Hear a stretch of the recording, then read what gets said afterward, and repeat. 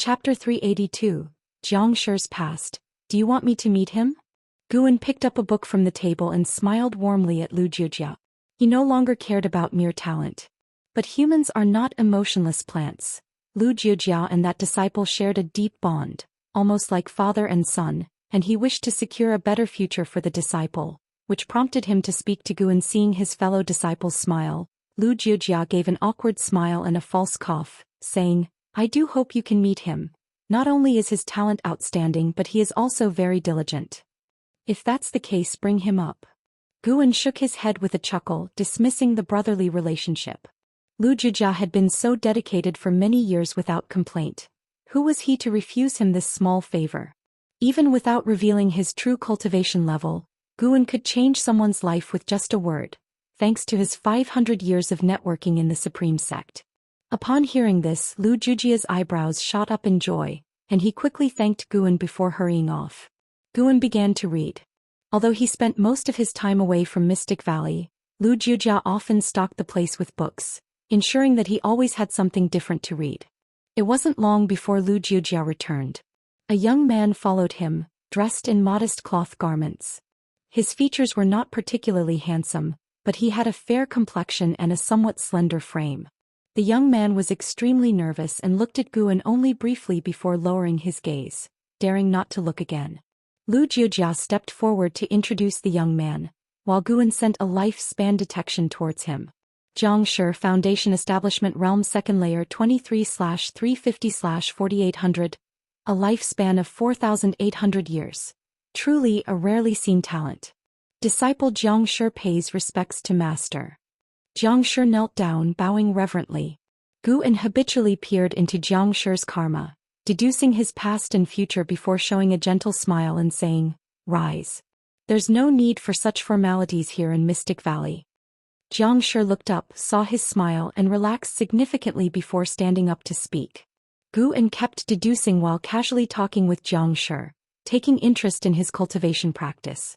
This was Xianxia's first encounter with a nascent soul realm cultivator. Although nervous inside, he spoke naturally, neither servile nor overbearing. Seeing Xianxia's demeanor, Lu Jujia smiled in satisfaction, feeling that Xianxia was not embarrassing him. In his view, his brother had met countless talents. If Xianxia had been daunted, he would surely be looked down upon by Guan. Not to mention Li Yao or An Hao, let alone someone like Wu Ju in their sect, who was so spirited he had to address Guan as Brother Gu. Suddenly, Guan deduced something. His expression turned unnatural, but his tone did not change. After a while, Guan said, I am aware of your situation. You may go down and continue your cultivation. Xianxia paused momentarily, then bowed and left. When he was downstairs, Lu Jujia finally asked Guan, Brother, what do you think? Can this boy meet your standards? Guan pondered. His talent is indeed good. I can introduce him to a master. Lu Jujia pressed. Can't he follow you for cultivation?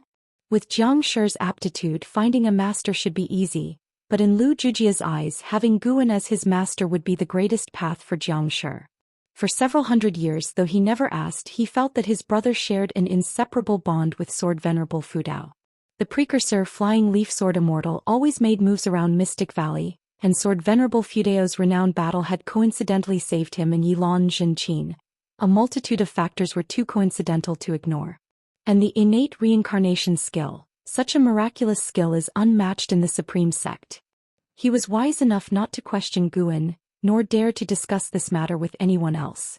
If Xianxia could follow Guan for cultivation, he might later gain the favor of Sword Venerable Fudao.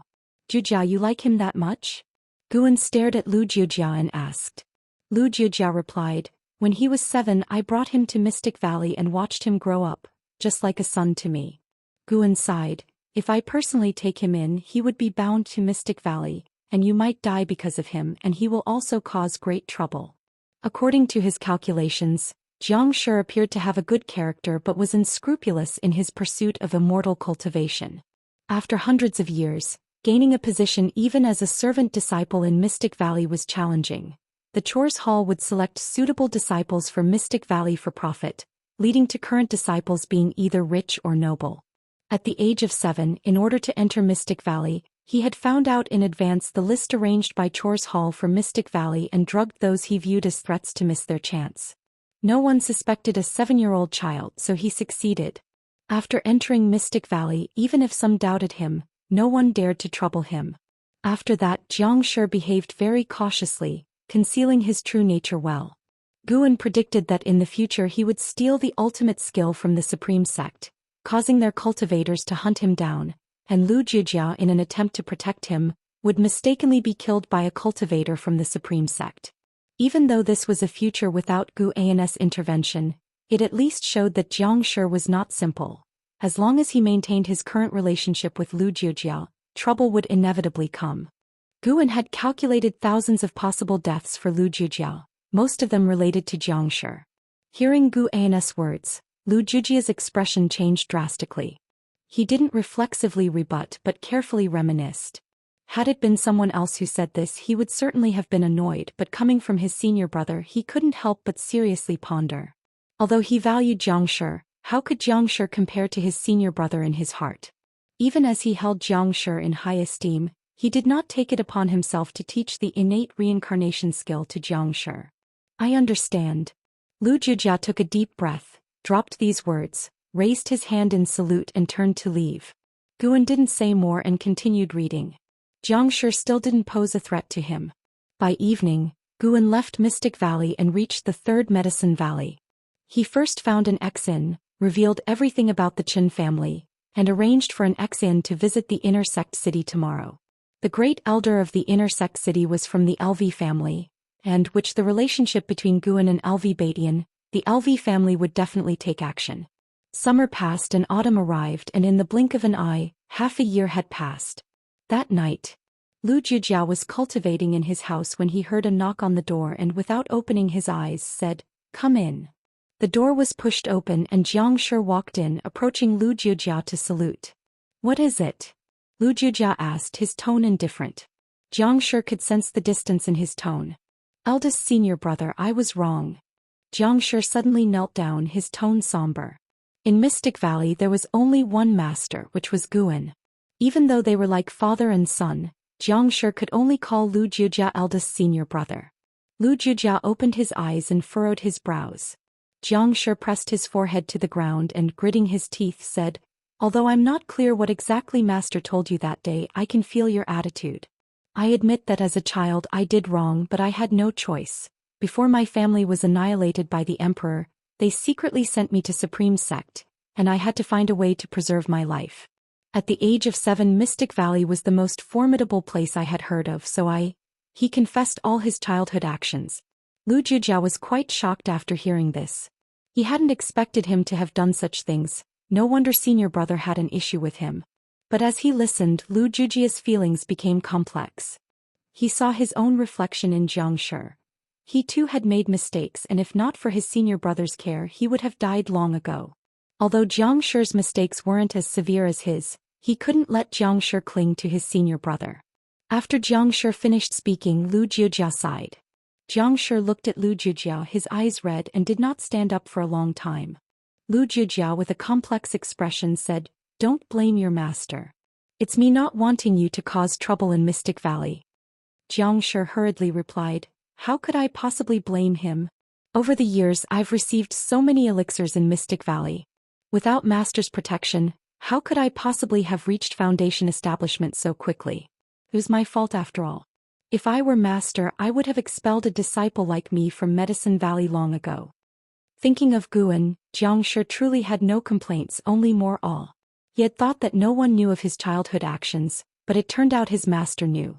Knowing this, yet still not abandoning him, how could he repay kindness with resentment? In previous years he had also seen his master. Each time his master would nod at him with a smile. Before, he merely thought his master was kind and didn't remember him, but now, knowing that his master had long understood his past, he felt his master was truly magnanimous, with the bearing of a sage. In fact, he was disgusted with his own past actions, but he had been driven to a dead end. At that time his family was about to be executed, and he heard that the Valley Master of Mystic Valley had a very good relationship with the great cultivator, Li Ya, who was also the most favored son of the current emperor, so Mystic Valley became his only path to life. Lu Jiujiao looked at him with many things he wanted to say, but when the words came to his lips he couldn't utter them. There are two paths for you: either go to a subsect where Master will arrange a way out for you and he will certainly not mistreat you, or stay in Mystic Valley and cultivate earnestly and temper your nature, Lu Jiujia said softly. Xianxia quickly said, I choose to stay in Mystic Valley. I definitely won't let you and Master down. Do you want to hear my story? Lu Jiujia stared at Xianxia, his expression turning somber. Xianxia naturally wanted to listen, so Lu Jiujia began to recount his own past, starting from when he joined Supreme Sect. Meanwhile, Guan was in the hidden spirit palace at the bottom of the sea. He looked at the palace he had crafted, very satisfied. In the dim seabed, hidden spirit palace glowed a ghostly blue, its walls reflecting the wave light, with two phoenix-shaped statues standing at the main gate. He was about to walk toward hidden spirit palace when he suddenly sensed something and turned his head. In the eastern direction, a massive creature was approaching. A giant fish with a large head and small body stretching 1,000 feet long, resembling a mountain range. It was chasing a small fish like Mount Tai chasing a pebble. The small fish was extremely fast, darting like lightning. No matter how the giant fish chased, it just couldn't catch up. Gu Ayan's eyes narrowed, the surrounding seawater churned, luring the little fish to change direction and escape towards the hidden spirit palace. Chapter 383. Liya struck. After spending half the night in the hidden spirit palace, deep into the night, Guan returned to Mystic Valley. Most of the buildings in the valley had turned off their lights, and the disciples were practicing in the darkness. Guan turned his head towards the forests at the edge of Mystic Valley. He saw a figure practicing swordsmanship. Xianxia. For some reason, Guan suddenly felt a sense of déjà vu. He seemed to see a figure from hundreds of years ago. Back then he had a disciple who also loved to practice swordsmanship in the forest, similarly burdened by a vendetta. Guan watched for a while, then walked towards his own loft. Back inside his room he did not watch Xianxia practice swordsmanship again. He recalled the prior conversation between Xianxia and Lu Jiujia and had no intention of intervening. The most important aspect of being human is that everyone has their own choices to make. Guan had already warned them, and Lu Jiujia just needed to make a choice following that warning. Whatever the choice, Lu Jiujia would have to face the consequences. If Lu Jiujia insisted on suffering, then so be it. The greatest care Guan could offer to those around him was to ensure they would not die before their lifespan ended. Of course, nothing was absolute. Perhaps Xianxia could change for the better. When Guan pointed out Jiangxi's past, he had already altered their destinies. A change for better or worse, time would tell. Only in the early hours of the morning did Xianxia return from the woods, joining the disciples for morning drills, with Guan joining in, chatting and laughing with the disciples during the drills, even jovially talking with Xianxia without dwelling on his past.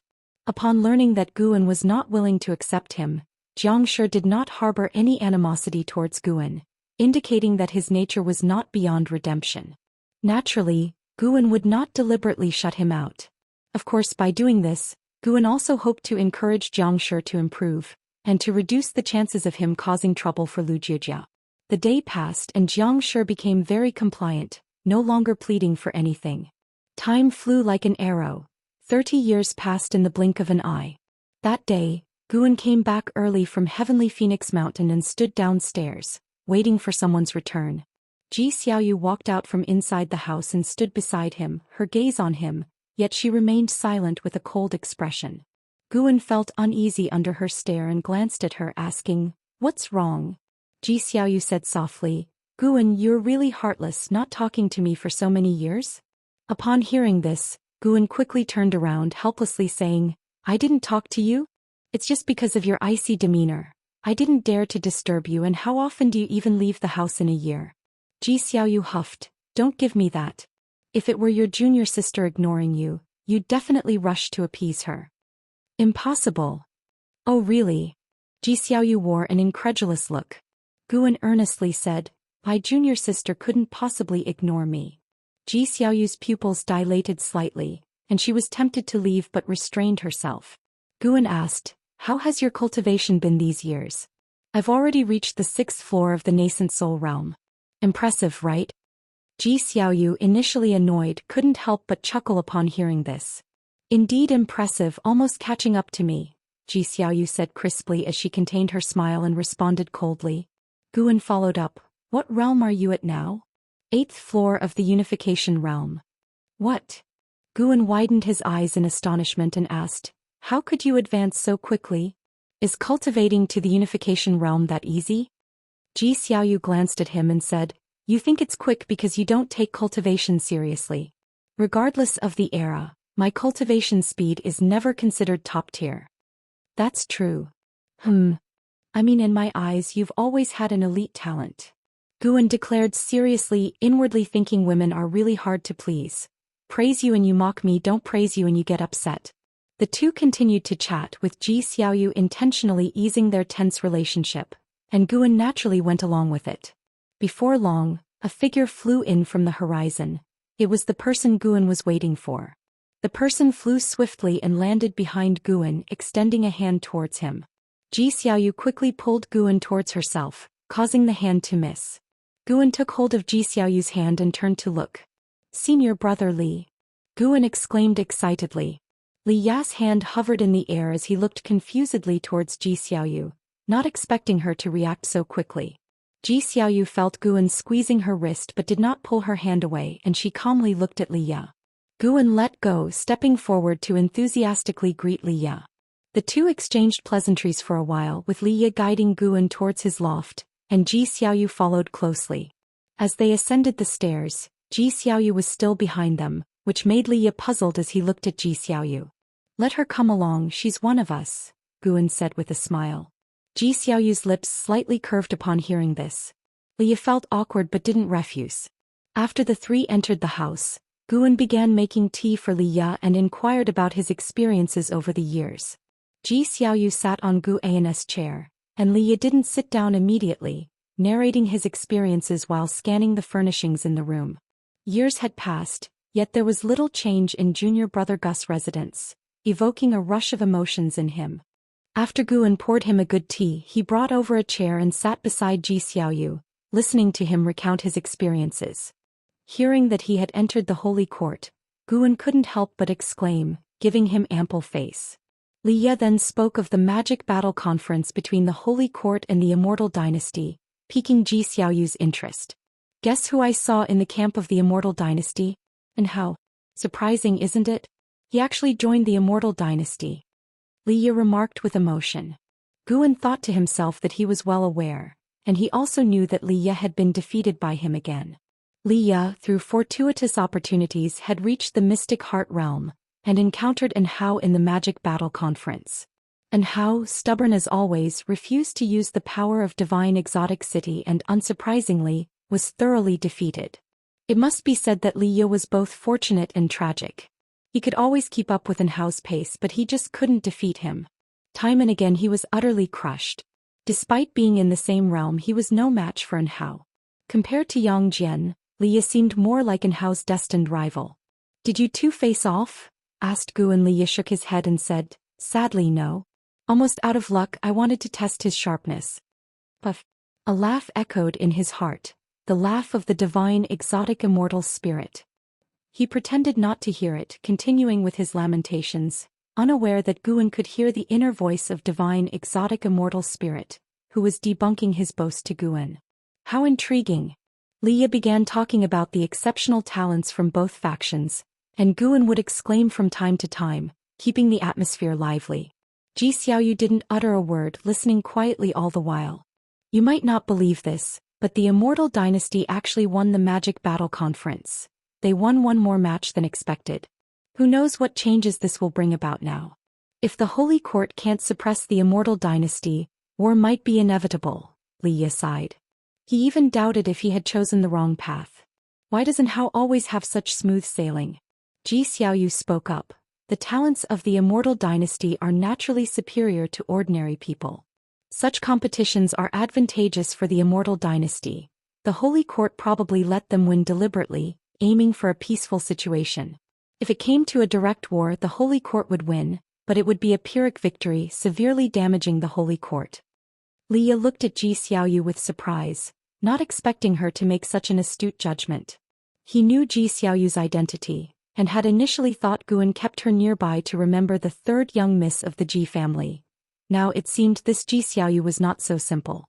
Sensing Li Ya's amazement, Guan introduced her. This lady is no ordinary person. Not yet 400 years old, she has already attained the 8th floor of the unification realm, possessing a talent not inferior to An Hao. More than being not inferior, Ji Xiaoyu's true self was a free immortal. It would take An Hao and Li Ya at least 1,000,000 years, maybe even longer, to cultivate to a free immortal. That impressive? Li Ya's expression changed. He was genuinely shocked. Despite being a cultivator of the mystic heart realm, only he knew the sacrifices had made. His rapid increase in cultivation level wasn't due to innate talent. How has the Supreme Sect produced another remarkable genius? Li Ya resignedly said, indeed on par with An Hao. An Hao had just achieved the Mahayana realm a few years ago, reaching it at the age of 500. It's monstrous. Miss Ji might be able to achieve Mahayana realm at the same age. He felt incredibly bitter inside. He could accept An Hao's achievements since An Hao, like him, had traveled far and faced life-threatening dangers. What about Ji Xiaoyu? Staying by Guan's side and she could cultivate so quickly? Li Ya could hardly stay any longer. He took out 2 brocade boxes from his storage ring, saying, "These are gifts I've prepared for you. Luckily, I brought an extra one as a gift for meeting your younger sister. I have matters to discuss with the Supreme Sect and I'll come back another time for a drink." With that, he stood up and walked towards the window. Suddenly remembering Ji Xiaoyu was still there, he turned and headed for the door. That much in a hurry? Almost forgot something important. It's urgent. All right then. Guan escorted Li Ya to the door and watched him fly away. He felt regretful. How had he managed to drive Li Ya away? Li Ya was actually his first true friend in this lifetime and he quite missed him. If Li Ya didn't seek him out, he would have to go find Li Ya. Perhaps it was the presence of a lady that made it awkward between brothers. Guan closed the door, returned to the table and saw Ji Xiaoyu already opening the brocade boxes. There were 2 jade pendants inside. "I want this one," Ji Xiaoyu said undebatably, her cheerfulness undisguised. Without waiting for Guan's response, she began casting spells on the 2 jade pendants. Guan sat down on the chair Li Ya had just vacated, feeling a bit helpless. Li Ya really was speaking recklessly. He, Guan, was meant to be an ascetic cultivator who walked unscathed through a myriad of flowers. How could he possibly tie the knot with a lady? Thinking of An Hao, Guan immediately extended his divine thought towards him. An Hao was still inside the holy court in a mysterious secret realm. With Guan's current Dao level, no formation or restriction within the holy court could obstruct him. He could even stealthily probe inside without a sound. Soon he located An Hao. What's going on? Guan was surprised. What great opportunity had An Hao encountered inside the holy court? Chapter 384. Great Fortune of Energy Movement. Deep Sea Dragon Carp. Guan saw An Hao receiving guidance from a free immortal, who was none other than the saint ancestor of the holy court. He explored An Hao's karma and understood the interactions between the two. To Guan's amazement, the saint ancestor wished to groom An Hao into the next Xianxia. An Hao had refused, but the saint ancestor insisted on imparting his teachings, even if An Hao would not become the Xianxia. Guan couldn't help but marvel at An Hao's unparalleled chi fortune. The first time he met An Hao, he couldn't resist lending a hand, and for some inexplicable reason he took a liking to the young man. Since embarking on the path of immortality, An Hao had made more friends than enemies, which was key to his smooth progression. After joining the Immortal dynasty, to receive the highest inheritance from the archenemy of the dynasty, the Holy Court, if that's not being a favored child of heaven, Guan didn't believe it. While he was reflective, this was Guan's prized disciple, and he could not let An Hao come to harm. He carefully predicted and made sure the saint ancestor wouldn't harm An Hao before he could be at peace. He withdrew his divine thought and continued chatting with Ji Xiaoyu. After decades of a cold war, Ji Xiaoyu had a lot to say, as if she wanted to express all her accumulated words, and Guan, being a great conversationalist, kept her spirits high, quickly drawing out her continuous laughter. Meanwhile, in the holy court within the Tao realm, beside a misty lake, the saint ancestor sat on a round rock, eyes opening to glimpse the occasionally visible An Hao on the lake surface, his brow furrowing. Strange, why am I suddenly feeling uneasy? The saint ancestor thought in surprise. Since becoming a free immortal, he hadn't had such a feeling. He could see the past and future of all things, and even if he faced an unbeatable opponent, he was confident in his escape. To say bluntly, unless his time was near, it was impossible for him to die. With such power, how could he feel such inexplicable unease? While pondering, the saint ancestor kept his eyes on Anhao, his gaze filled with expectation. This world is becoming more dangerous, with more and more unpredictable people and events emerging between heaven and earth, with heavenly demons lurking from the outer heaven. How long can a free immortal maintain peace? This young man's talent is rarely seen, comparable to a Xianxia. Looking at his past, he always encounters mentors, even has the mysterious holy sword as a master.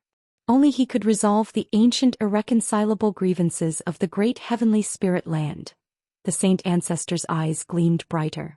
From the first glance at Anhao, he was attracted. This attraction was inherent, and even as a free immortal he felt drawn to it. Of course, this attraction was just a favorable impression and would not influence his major decisions. If Anhao offended him, he would not be lenient. He valued Anhao because he saw him as a bearer of a great fortune of energy movement.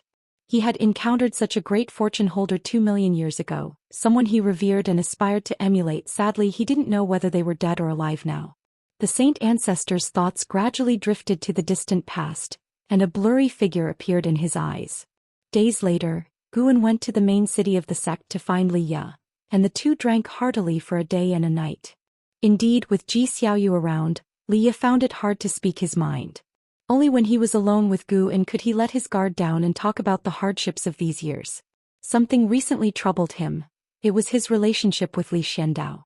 From childhood he felt that his father, the emperor, did not like him, with this feeling intensifying after his mother's death. Now over 500 years old, he suddenly discovered Li Xiandao actually loved him deeply, even sending someone to invite him back to the imperial city. How could his feelings not be complex? Now that he knows I'm successful, he wants to win me over, not a chance. He has a genius child, let that genius inherit his throne. What's he want with me? Li Ye spoke dejectedly. Guan didn't know what comfort to offer. In fact, Li Xuando's cultivation level was stronger than Li Ya's, and Li Xiandao had no intention of passing the throne to his descendants. He wanted to remain emperor forever. For this reason, Guan thought that Li Xuando's invitation for Li Ye to return might be genuine. However, he couldn't intervene in other people's father-son relationships. LV Baishan's relationship with his son LV Xian was even worse. Over the years, LV Baitan would often tell Guan about his helplessness and regret when dealing with LV Xian. Looking at Li Ye, Guan thought he definitely should not have children. It would be too troublesome. Just thinking about the break between Long Zhan and Long Xian in the lifespan samsara gave him a headache. Even with a high cultivation level, one couldn't please everyone, especially when conflicts arose among close relatives. It only added to the emotional burden. At least Guan felt his current life was quite good, treating his disciple like a child. If the disciple courted death, he would help if possible, and if not, then so be it, with no pressure and at most heartache. Senior brother, do you know how Xiao Tuan spent his last 100 years? Guan suddenly asked. Li Ye was startled, naturally remembering Xiao Tuan. He frowned and asked, Xiao Tuan died. Guan nodded and said, yes, it happened many years ago. In his final years he was entangled by his descendants' troubles, affecting his cultivation, but he had no regrets, even enjoying it. Li Ye frowned. Guan reflected, blood is thicker than water, it's not just a saying. Think about it, did your father ever mistreat you? Suppressed you? At most he was just not that caring. It's not so atrociously evil requiring a severance of father-son relations, right? You're a well-known cultivator, and each time you leave many years pass before you return. Sometimes, I'm not even sure when will be the last time I see you. Maybe your father thinks similarly, fearing to leave regrets. Listening to Gu An's words, Li Ye opened his mouth but finally just sighed. He knew Li Xiandao had limited talent, now only at the nascent soul realm, and Gu An's words made sense. When I leave next time, I might not return for hundreds of years. At that moment, Li Ye felt loneliness as well as fear. He feared that many years later he would be left alone in the world, without family or friends. Li Ye looked at Guan and asked, Junior brother Gu, how about you come with me to the holy court to cultivate? I'll find a way for you to stay there. His tone was resolute since in his life he had made many acquaintances, but most of them had been relationships of convenience. Guan was his first true friend. There had been another person before Zhang Buku, but his whereabouts were unknown, with his life or death uncertain. Liya thought of the scene where Guan would die and he felt terrible even if it were a peaceful death. I'd rather not. Isn't going to the holy court just asking for trouble? Oh brother, don't overthink it. Maybe I have a natural destiny to live a long life of 10,000 years? Guan shook his head and his easy smile made Liya feel even more distressed. Why should someone as good as junior brother Gu be limited by his talent, while someone as arrogant as Hao can always laugh last? Liya felt that the heavens were so unfair. Forget it, let's just drink. Guan urged and started looking forward to the scene thousands of years later, when Liya would find that he still wasn't dead. Sorry brother, but your junior is bound to live longer than anyone. Liya only stayed at the Supreme Sect for a month before leaving. Guan, with a spectator's amusement, spied on Liya's return to the imperial city. As he expected, the meeting between Liya and Li Xiandao was extremely awkward. Even though Li Xiandao tried hard to force a smile, he couldn't dissolve the awkwardness between father and son. However, the fact that the two could sit down and talk was a good start. It's worth mentioning that Li Ya's first encounter with his younger brother Li Lingtian was unpleasant. The brothers fought and henceforth, Li Lingtian had one more opponent he wanted to defeat. Royal family affairs are really complicated. Guan felt this way at the moment. Until the end of the year, Guan saw another family matter. The Ji family came to find Ji Xiaoyu wanting her to return to the family, but she refused, causing a stiff conflict. Unlike in her previous life, Ji Xiaoyu had grown up this time and had become even tougher, beyond the control of the Ji family. Li Yas and Ji Xiaoyu's situations further solidified Gu An's resolve not to start a family. At least not for now. Guan hadn't yet achieved longevity and had many enemies to surpass. How could he be hindered by familial ties? If he already had family, he would naturally take great care of them, but since he didn't, there was no need to deliberately create familial bonds to satisfy emotional needs. Another new year arrived, bidding farewell to the old and welcoming the new. After several days of festivity, Guan visited the hidden spirit palace alone. Over the years, this place continuously produced low-rank medical herbs, allowing Guan to harvest them each time he visited. He had just started collecting when he furrowed his brows. Why has it come again? He talked to himself. Only he and his clone were in the dojo of the hidden spirit palace, and his clone couldn't communicate with him. He was referring to a very fast little fish that approached the dojo every now and then. Even though his clone cast spells to drive it away, it never gave up. It seemed that the more he drove it away, the more it was attracted to this place. Guan decided to teach the little fish a lesson. He stood up and walked to an open area nearby. With a thought, a 1-meter-long fish appeared in front of him and he stepped on it to pin it down. It was a goldfish resembling a carp, with scales brighter than gold and quite handsome. His eyes were like gems. The goldfish widened its eyes, looking completely bewildered. Deep Sea Dragon Carp, Unification Realm, Second Layer 8504/12,000/15,000. To have lived 8,500 years and still be so small. Guan found it curious as most demons grew larger as their cultivation level increased. Heavenly demons like Tian Yao, Tian Qing and Tian Bai had very large true forms. The deep sea dragon carp started to struggle violently, but no matter how it thrashed, it couldn't free itself from Gu An's foot. Under Gu An's suppression, it seemed to have no cultivation, making little noise and not posing any threat to nearby medicinal herbs. Guan took out the Qinghong sword looking like he was about to kill it. The deep sea dragon carp shut its eyes in terror and trembled incessantly. To Gu An's amusement, he saw tears streaming from its eyes, resembling pearls as they squeezed out. Scared now? Will you dare to swim here again? Guan asked. The deep sea dragon carp opened its eyes and hurriedly shook its head. Guan suddenly frowned, hesitating. But you've already discovered my dojo. Letting you escape might bring me trouble later. Never mind, I'd better eat you. Should I steam you or should I grill you? The deep sea dragon carp's eyes widened in extreme fear, and its tears streamed down. Chapter 385. Fated Destiny. The deep sea dragon carp did not understand what steaming meant, nor did it grasp the concept of char grilling, but its cultivation level was not low, and it could sense the hostility in Gu An's voice, which filled it with extreme panic. Guan watched it cry incessantly and he felt amused. Such a coward, and yet it deliberately sought out danger. How peculiar. Wait a minute. Could this fellow be like Zhu Xian, who also loved to act? Guan decided to teach it a harsh lesson, so he cast an illusion on it. Immediately afterward, the deep-sea dragon carp saw a fish that looked exactly like itself being steamed, then char-grilled.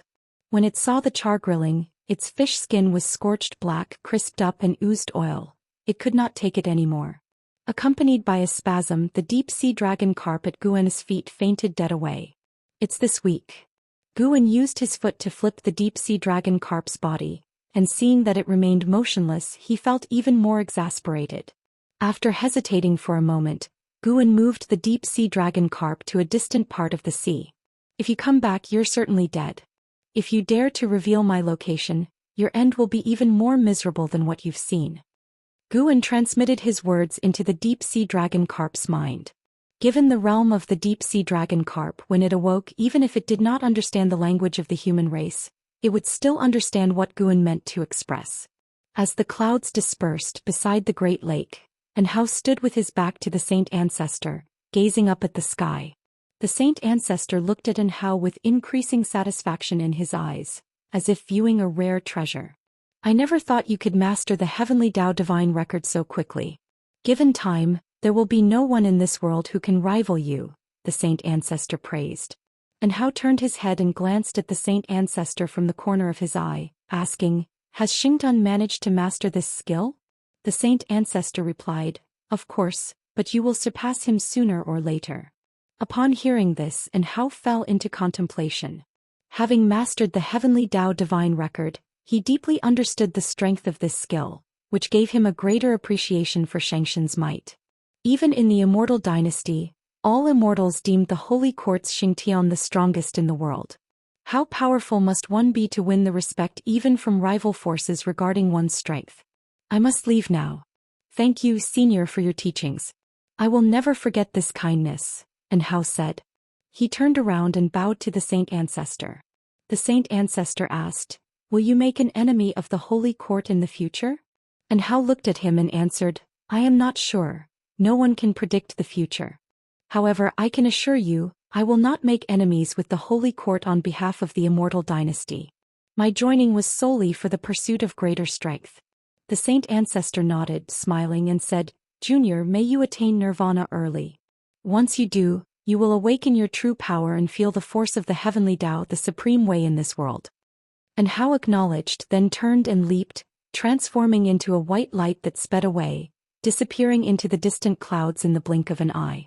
The saint ancestor watched his departure with a sense of wonder, musing, "I thought this was a declining epoch, but now it seems to be the sign of a prosperous era. Who knows, looking back in 1,000,000 years, what myths will have emerged."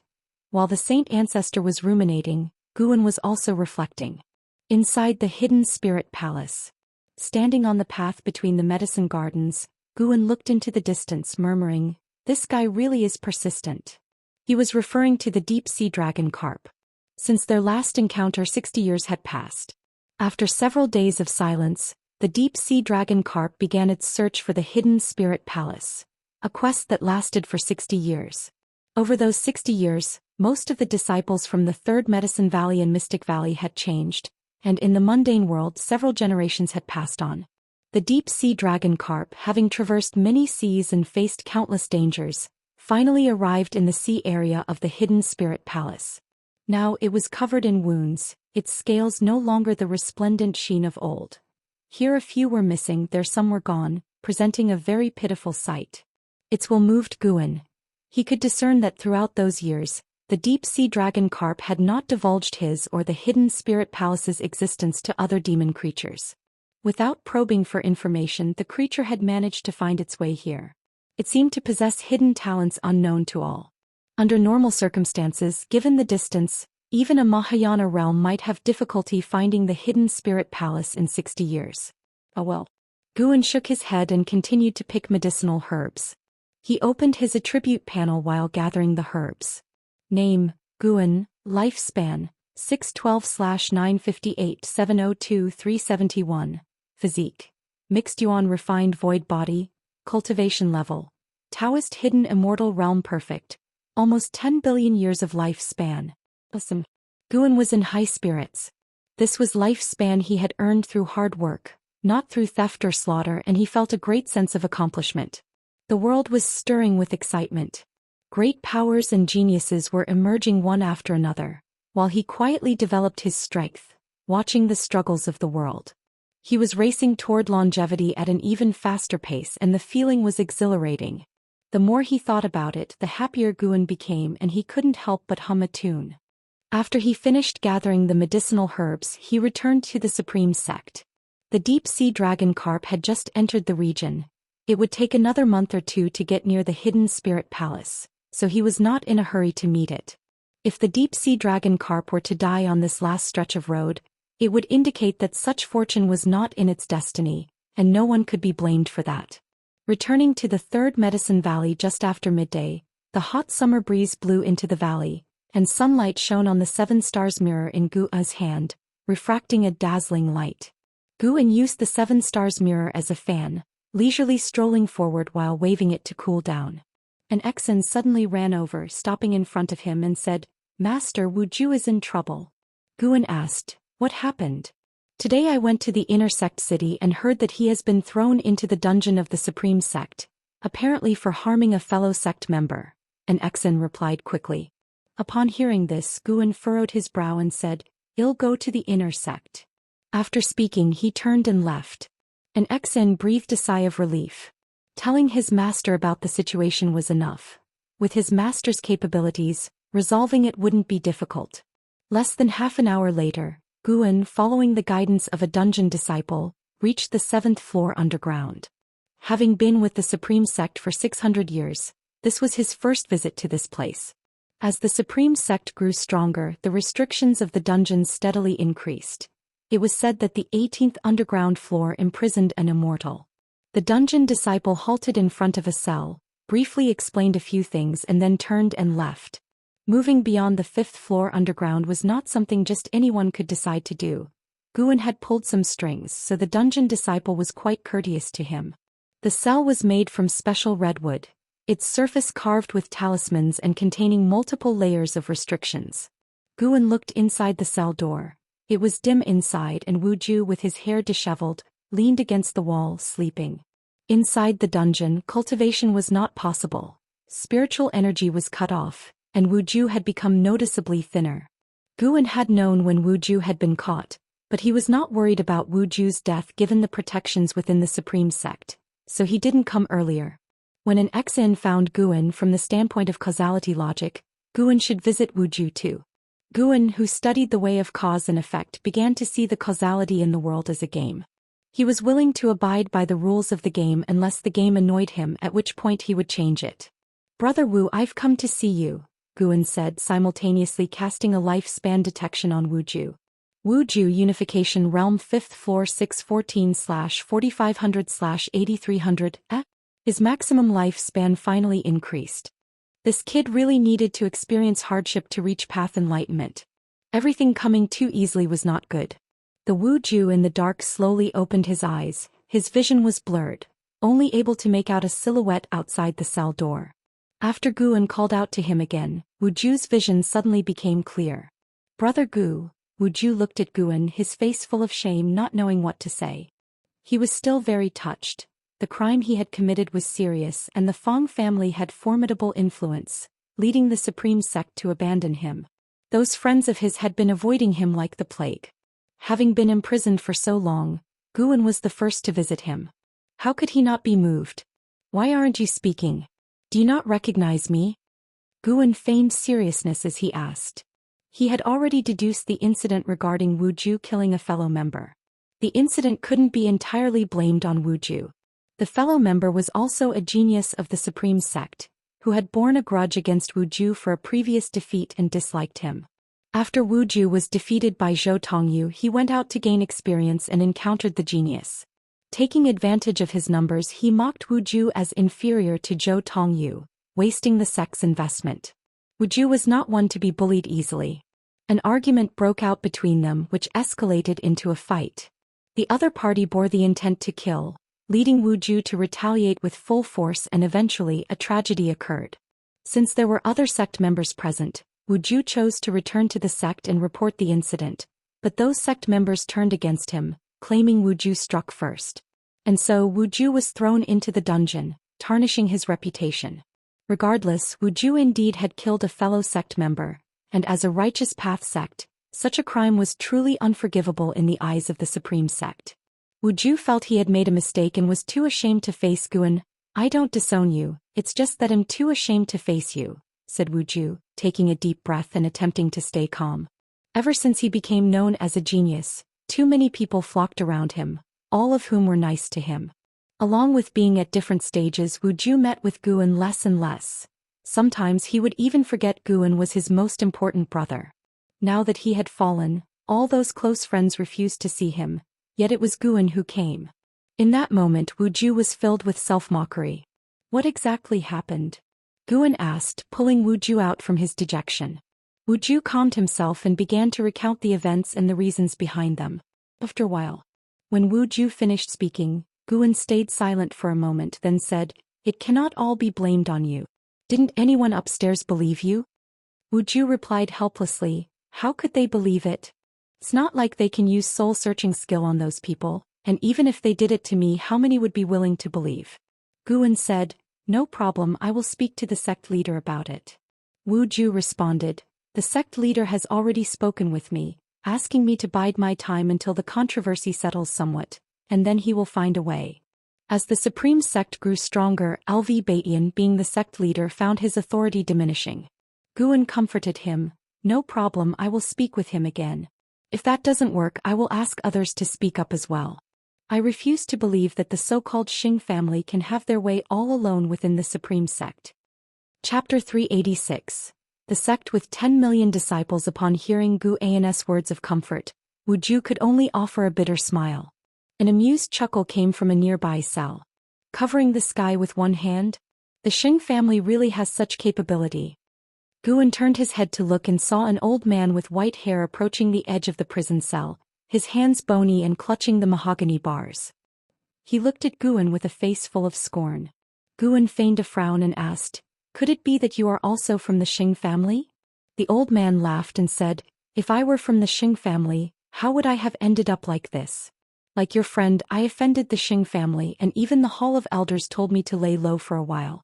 I've been locked up for a century now, and I fear I will spend the rest of my days here, waiting for the day the Xing family sheaths their butcher's blade."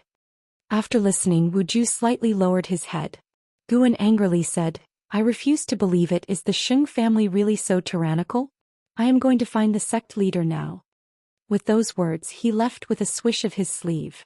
Wu Ju opened his mouth but in the end said nothing. Deep down, he too harbored a glimmer of hope. The Third Medicine Valley was a place of hidden dragons and crouching tigers. The socially adept Guan might indeed find a way. After Gu An's presence faded from the dungeon level, Wu Ju began to worry. He suddenly feared that if this did not succeed, it might instead implicate Guan. "Wu Ju, isn't it? I didn't expect you to have such a naive friend. Shouldn't the side of a genius be surrounded by hypocrisy?" the old man said in a mocking tone. Wu Ju didn't respond, too weary to engage with him. Wu Ju was already familiar with the man's toxic tongue, and he disdained to argue with such people. He seemed dejected, yet deep down he held a confidence. He was still capable of enlightenment. If no one stood up for him, one day he would uphold justice for himself. Meanwhile, after leaving the dungeon, Guan did not go directly to find Lv Baiyan. Considering Wu Ju could find enlightenment, it was better to let him reflect for more time. Guan wandered around the inner sect city, meeting disciples who had graduated 200 years ago and probing information about the Xing family. He could divine outcomes, but he preferred to immerse himself in this grudge and investigate in an ordinary capacity. If that failed, then he could only win by virtue. Gu An's disciples were spread throughout the supreme sect. While it was said he was discerning about the Xing family, in reality he was enjoying free meals and drinks. Having wandered all day, he felt satisfied body and soul. From today's findings, the Xing family indeed held significant power. There were many clans within the supreme sect, but few could stand out and incite fear as they did.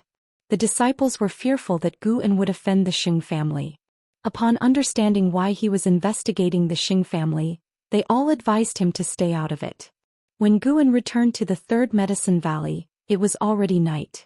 Lights shone brightly in the valley, and from a distance, Guan could hear the laughter and cheer of the disciples. Guan felt relieved. Thankfully, the powerful clans within the supreme sect had not jeopardized his medicine valley. If they had, blood would have flown like rivers. Guan stopped at the base of his own building but didn't go up immediately.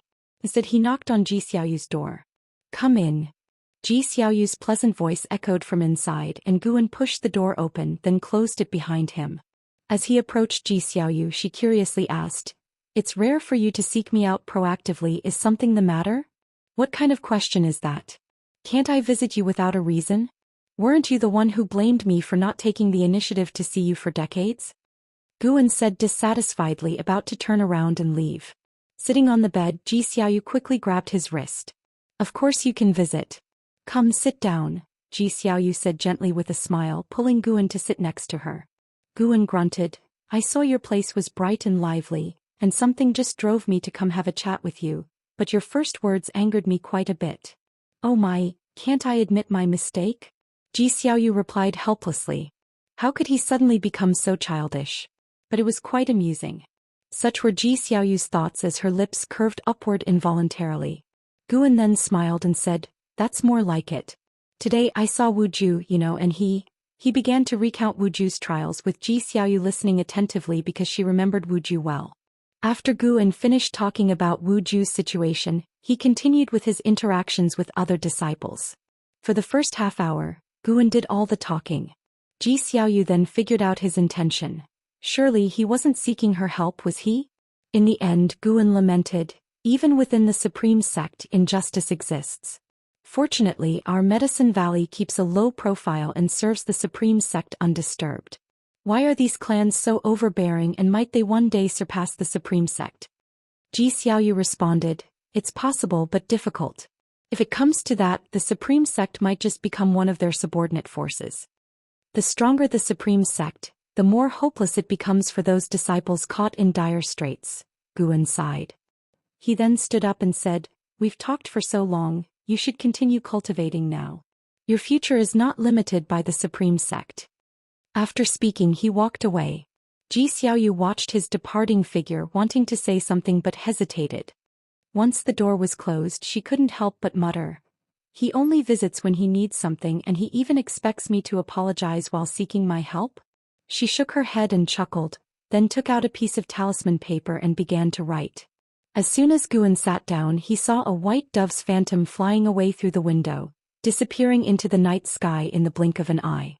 Guan's mouth curved up. He thought to himself, not bad, quite sensible. Several days later, LV Baitin came to Guan, accompanied by an old acquaintance, Vice Sect Leader Ji Hantian. The three sat down in the room. Bang! Ji Hantian suddenly slammed the table and cursed. "The Sheng family truly goes too far. Those overseas families really haven't integrated the principles of the righteous path of the supreme sect into their ideology." LV Baitin's eyelids twitched and he said in a deep voice, "Why are you yelling?"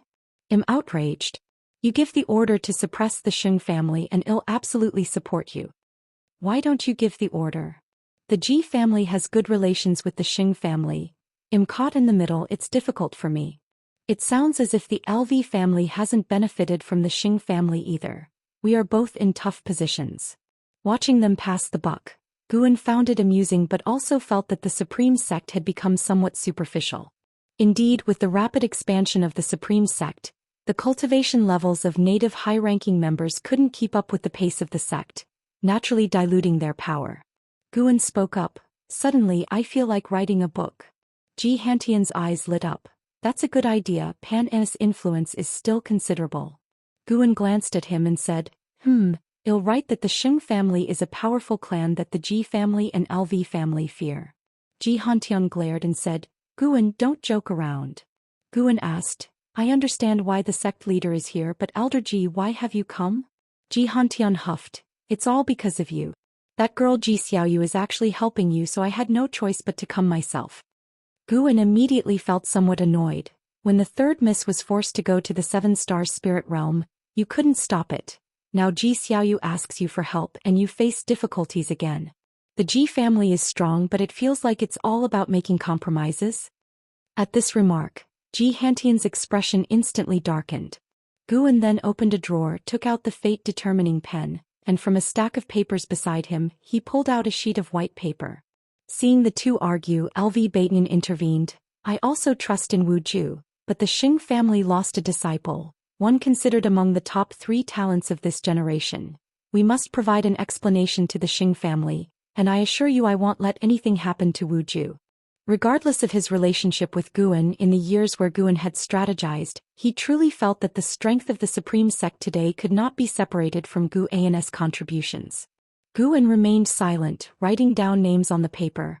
All individuals related to the Wu Ju incident, including those from the Xing family and others.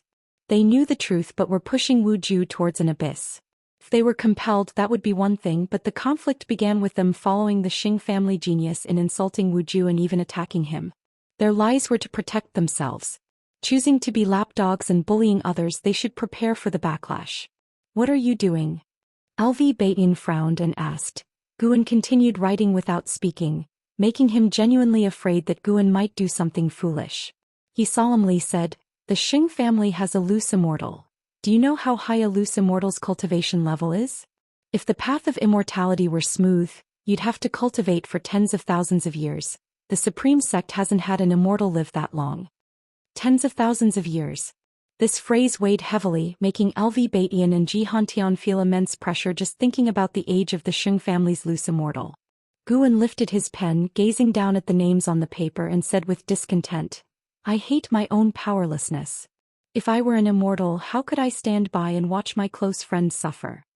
After saying this, he gripped the fate-determining pen and made 2 strokes on the paper, drawing a large X as if to vent his frustration. LV Baitin tried to comfort him.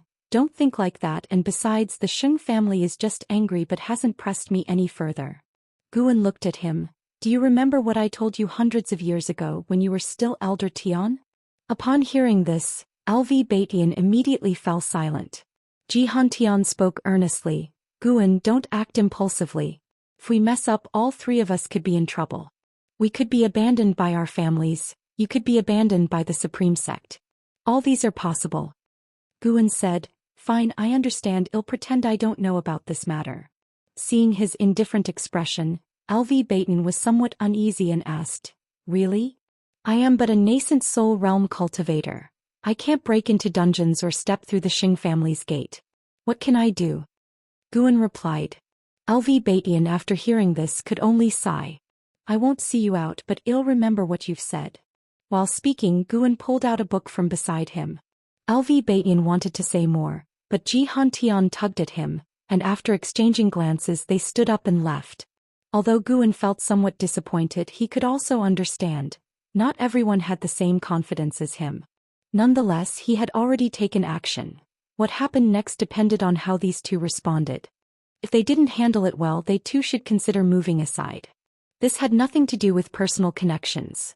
The Supreme Sect's sect leader and vice sect leader needed people with greater breadth of spirit to take on these roles, for the Supreme Sect was not just any clan sect, but a sect of millions of disciples.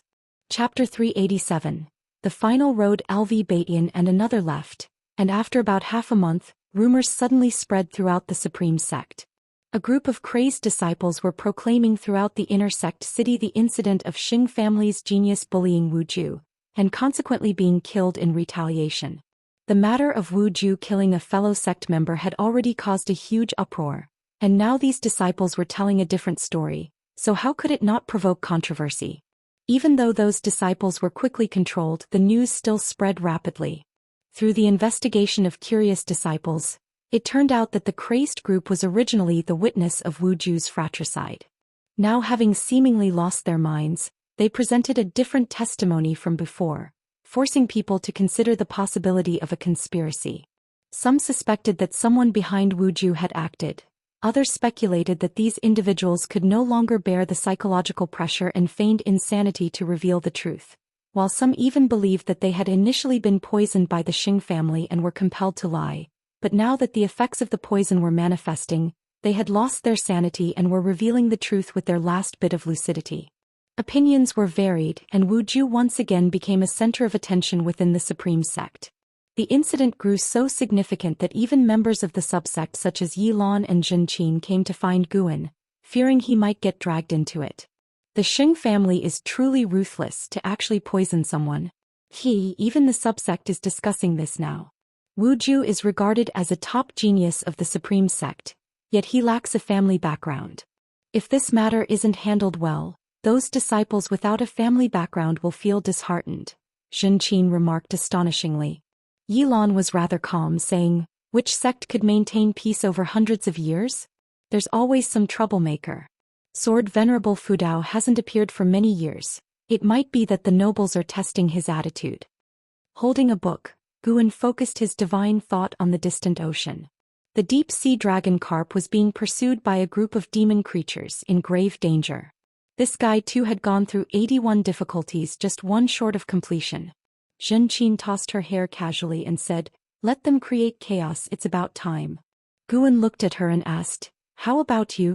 Have you been dealing with the ghost mother of ephemera lately? Upon hearing the name Ghost Mother of Ephemera, Zhenqin's smile vanished and she snorted, I'm no match for her. I can't trouble Senior Jiang anymore, I can only cultivate first. Fueled by her hatred for Su Han, Zhenqin's zeal in cultivation remained high, which also made her innate reincarnation skills quite effective. That's good. It's not easy for Jiang Qiong either. After saving you, she must be feeling quite awkward facing her own deputy sect master. Guan continued her thoughts. Zhenqin nodded, then changed the subject. I heard from a master that the Yuanshu ancestor truly opened up a reincarnation realm right in the heavens, but who really knows what reincarnation is like?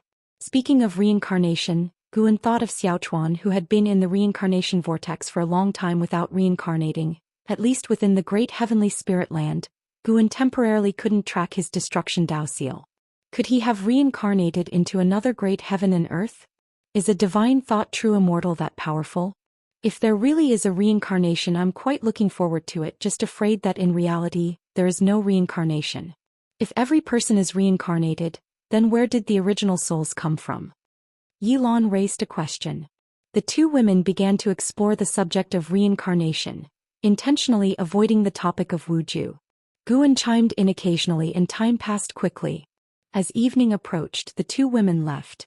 Guan then departed from the Third Medicine Valley, first heading to Mystic Valley, planning to stay for an ancient hour before heading to Hidden Spirit Palace. Upon arriving in Mystic Valley, he saw disciples gathered together, listening to an older disciple talking about the Xing family, with Jiang Shi standing in front of a tree, also listening intently. The issue with the Xing family had become so explosive that disciples from every tier were discussing it. The reason those disciples went mad was not actually related to the Xing family. It was Guan who used the power of cause and effect to torment those disciples, continually making them witness the tragedy of that Xing family genius. Over time, unable to escape the illusion realm, they had collapsed.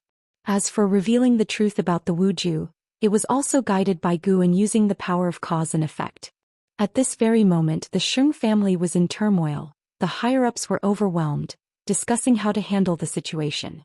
Guan walked towards his disciples and joined them to watch the excitement and discuss. Upon seeing Guan, Jiang Shi immediately sat down, behaving very cautiously. Decades had passed and he still looked forward to cultivating with Guan. Even though he had reached the core formation realm, he had no thought of leaving Mystic Valley. The more this was the case, the less Guan wanted to accept him. He had deduced Jiang Shi's karma and found no great cultivator plotting, which made Guan even more uneasy. Why had Jiang Shi set his sights on him? Could it be the workings of the heavenly Dao setting him up for a calamity? Jiang Shi didn't know what Guan was thinking. He stayed in Mystic Valley because he feared being pursued by the imperial family and the Li family. Without the strength to protect himself, he didn't want to leave Mystic Valley. As for Guan, although he felt that this master was no ordinary person, he didn't think in the direction of Sword Venerable Fudao. To him, Sword Venerable Fudao was just a vague legend. Except for Lu Jijiao, all Mystic Valley disciples in their lifetime had never seen Sword Venerable Fudao act. They harbored doubts, suspecting that Sword Venerable Fudao might not even exist. After a long chat, Guan finally stood up and left, and the disciples dispersed. Watching Guan disappear into the forest, Jiang Shi turned his head and quickly went to Lu Jijia's side, whispering, "Senior brother, where's master going so late? Why is he always going out?" He had been puzzled by this for 100 years and had long wanted to ask. Lu Jujia glanced at him and said, "Mind less about where your master goes." Jiang Shi hastily apologized. Lu Jujia paid him no more attention and walked towards his own house. Once seated cross-legged on his bed, he gazed out at the bright moon, a look of melancholy in his eyes. Lately he had been increasingly feeling weak, a tiredness beyond words, always feeling that once he closed his eyes his life would be over. He began to understand that the so-called imminent end could indeed be perceived. His days might be numbered and he needed to think about how to settle his affairs. If he were to die, who should he leave the position of eldest disciple to, who could serve his senior brothers as well as he did? He immediately ruled out Jiang Shi. He wouldn't choose a disciple his senior brother disliked for his position. On the other hand, Guan arrived at the hidden spirit palace and saw that the deep-sea dragon carp had finally escaped danger, hiding in a cave under the sea. After confirming it was safe, it fainted. "You escaped a calamity. Let your final journey be easy," Guan murmured to himself, then flicked his hand, sending a spell through the sea in a way incomprehensible to mortal spirits, entering the body of the deep-sea dragon carp to help it recover from its injuries and regain its demonic power. Afterward he began picking medicinal herbs. After picking the medicinal herbs he didn't leave. Instead he stayed in the hidden spirit palace and read. The hidden spirit palace housed a great collection of books, all of which were his prized possessions. When he wanted to be alone he would come here. Chapter 388. The strongest immortal dynasty. The night deepened, and the hidden spirit palace, located at the depths of the sea floor, fell into tranquility. Guan lay on a chair holding a book in one hand, while occasionally the sound of the ocean's tides and the cries of mysterious demon beasts echoed in his ears, like a symphony that brought peace to his mind. Time rapidly slipped away in such an atmosphere. Guan set his book aside, stood up, stretched lazily and looked outside the hidden spirit palace, where he saw the deep-sea dragon carp again embarking on the journey to find the hidden spirit palace. There should be no problem with the journey ahead as there were no formidable demon creatures blocking the path. Guan watched for a while, then left the hidden spirit palace and returned to the Supreme Sect. The case of Wu Ju was still the most prominent concern within the Supreme Sect, with many righteous hearts demanding that the sect thoroughly investigate the reasons behind the madness of those disciples, and if their claims were true, Wu Ju must be granted justice.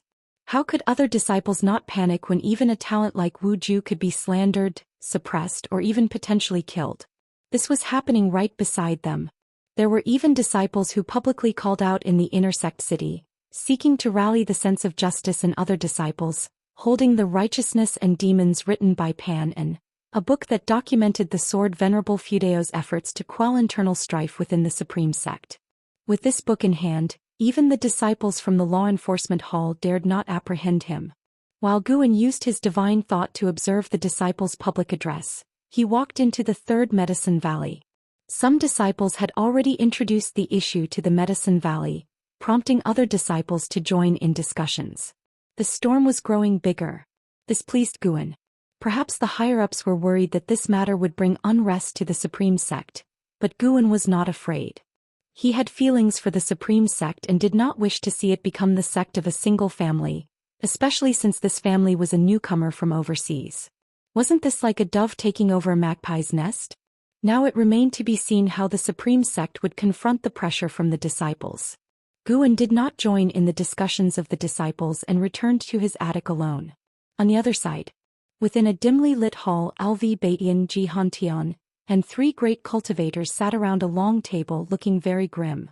These three great cultivators were from the venerable pavilion of the Supreme Sect, which towered above the Hall of Elders.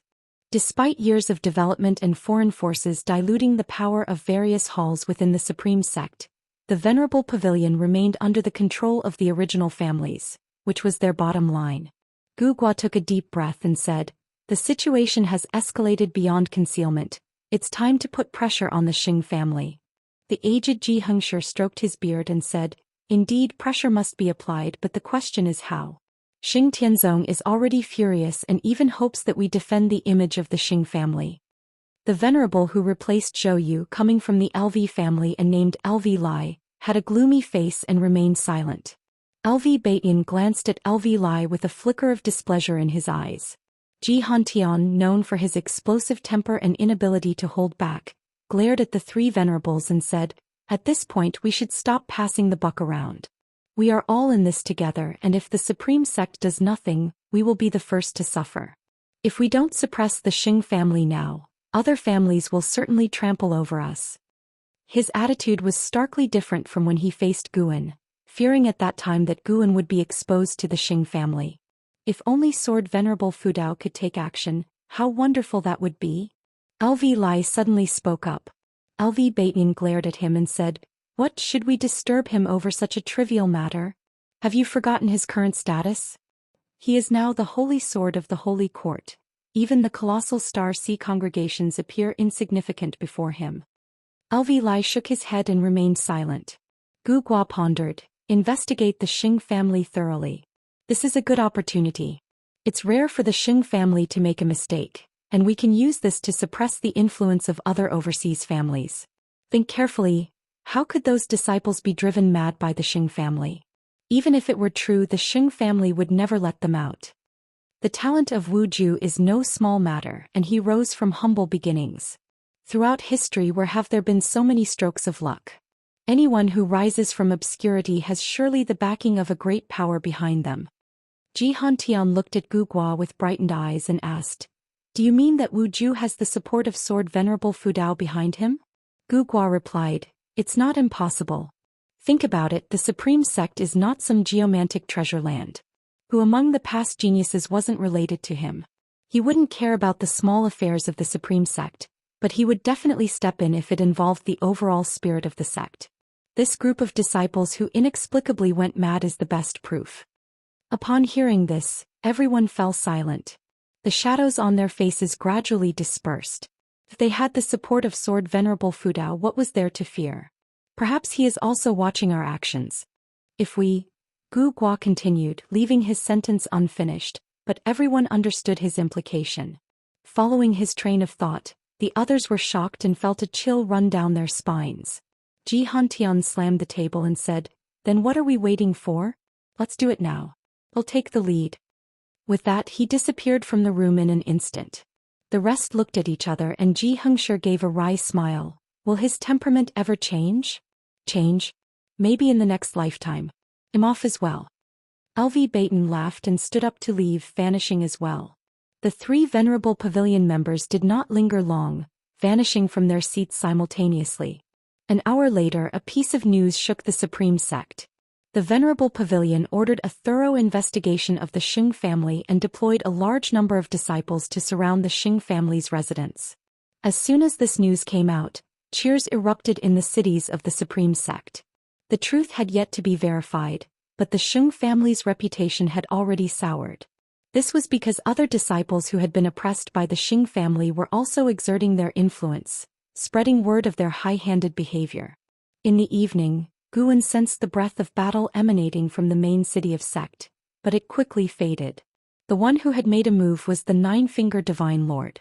LV Baitin personally went to invite the Nine-Finger Divine Lord, who himself held the position of an elder and thus was not afraid of the Xing family. The Nine-Finger Divine Lord had intervened, moved by what LV Baitin had said, for LV Baitin hinted that Sword Venerable Fudao was secretly observing this farce. Guan did not mind the Venerable Pavilion using his influence as leverage. After all, it was the truth. Moreover, without giving them some confidence to forcefully confront the Xing family, it would have been difficult. What Guan wanted was their stance. That night was destined to be restless.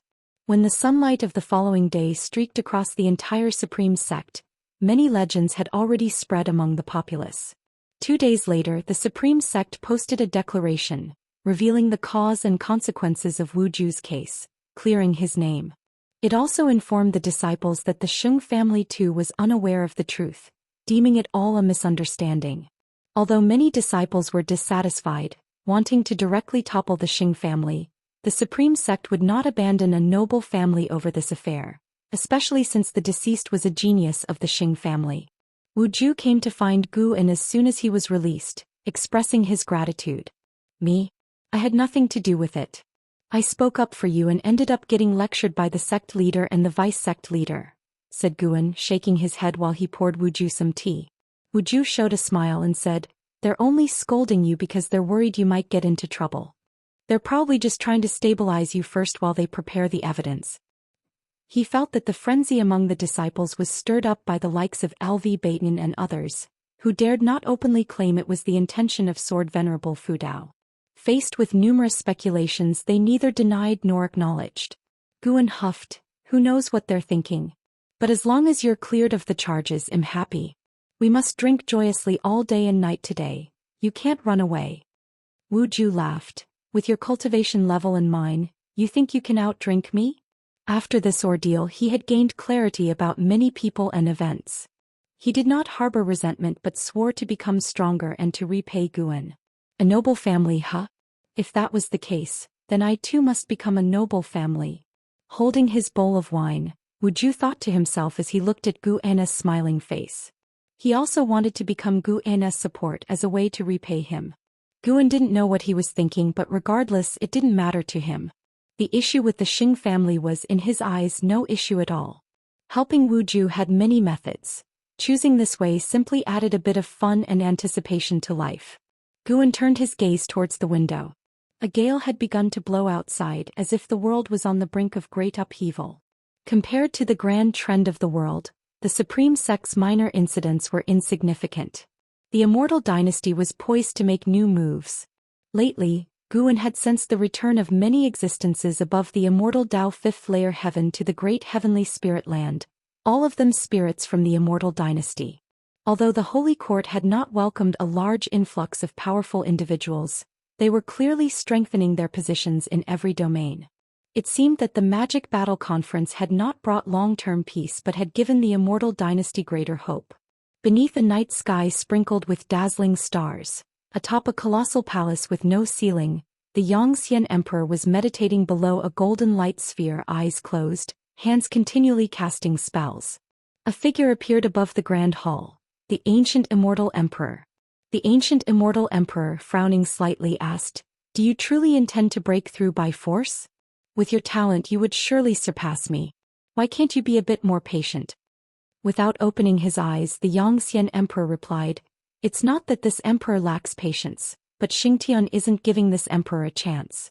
If we let him succeed in his tribulation crossing, the Immortal dynasty will no longer exist. His talent, as you know, is clear. The realm you could not traverse he will surely reach. It's just a matter of when." The ancient Immortal Emperor said, "The reincarnation tribulation is not that simple. Do you want to gamble the fate of the Immortal dynasty on his failure? Or bet that it will take him 1,000,000, 10,000,000 years?" The ancient Immortal Emperor fell silent at Zhou Xian Emperor's retort. Soon after, the Zhou Xian Emperor opened his eyes and looked toward the distant cosmos, saying, "Moreover, the Yuanshu ancestor did not open the paths of reincarnation without merit. What comes next will be the most potent period in the history of the Immortal dynasty. All those supreme beings will return to fight alongside this emperor." Excitement appeared on his face, unable to wait for a battle with the Holy Court. The ancient Immortal Emperor watched him and said, "Then how do you plan to break through? You don't think the Holy Court would be so arrogant as to allow you to break through, do you? If the Saint Ancestor does not make a move, I too must refrain, or else the situation will spin even further out of control." The Zhou Xian Emperor shook his head and said, "You need not worry, for this emperor has his own plans. I would even hope for them to try to stop my tribulation crossing. It would give me a justified cause to gain the upper hand." Chapter 389. Do you know what my cultivation level is?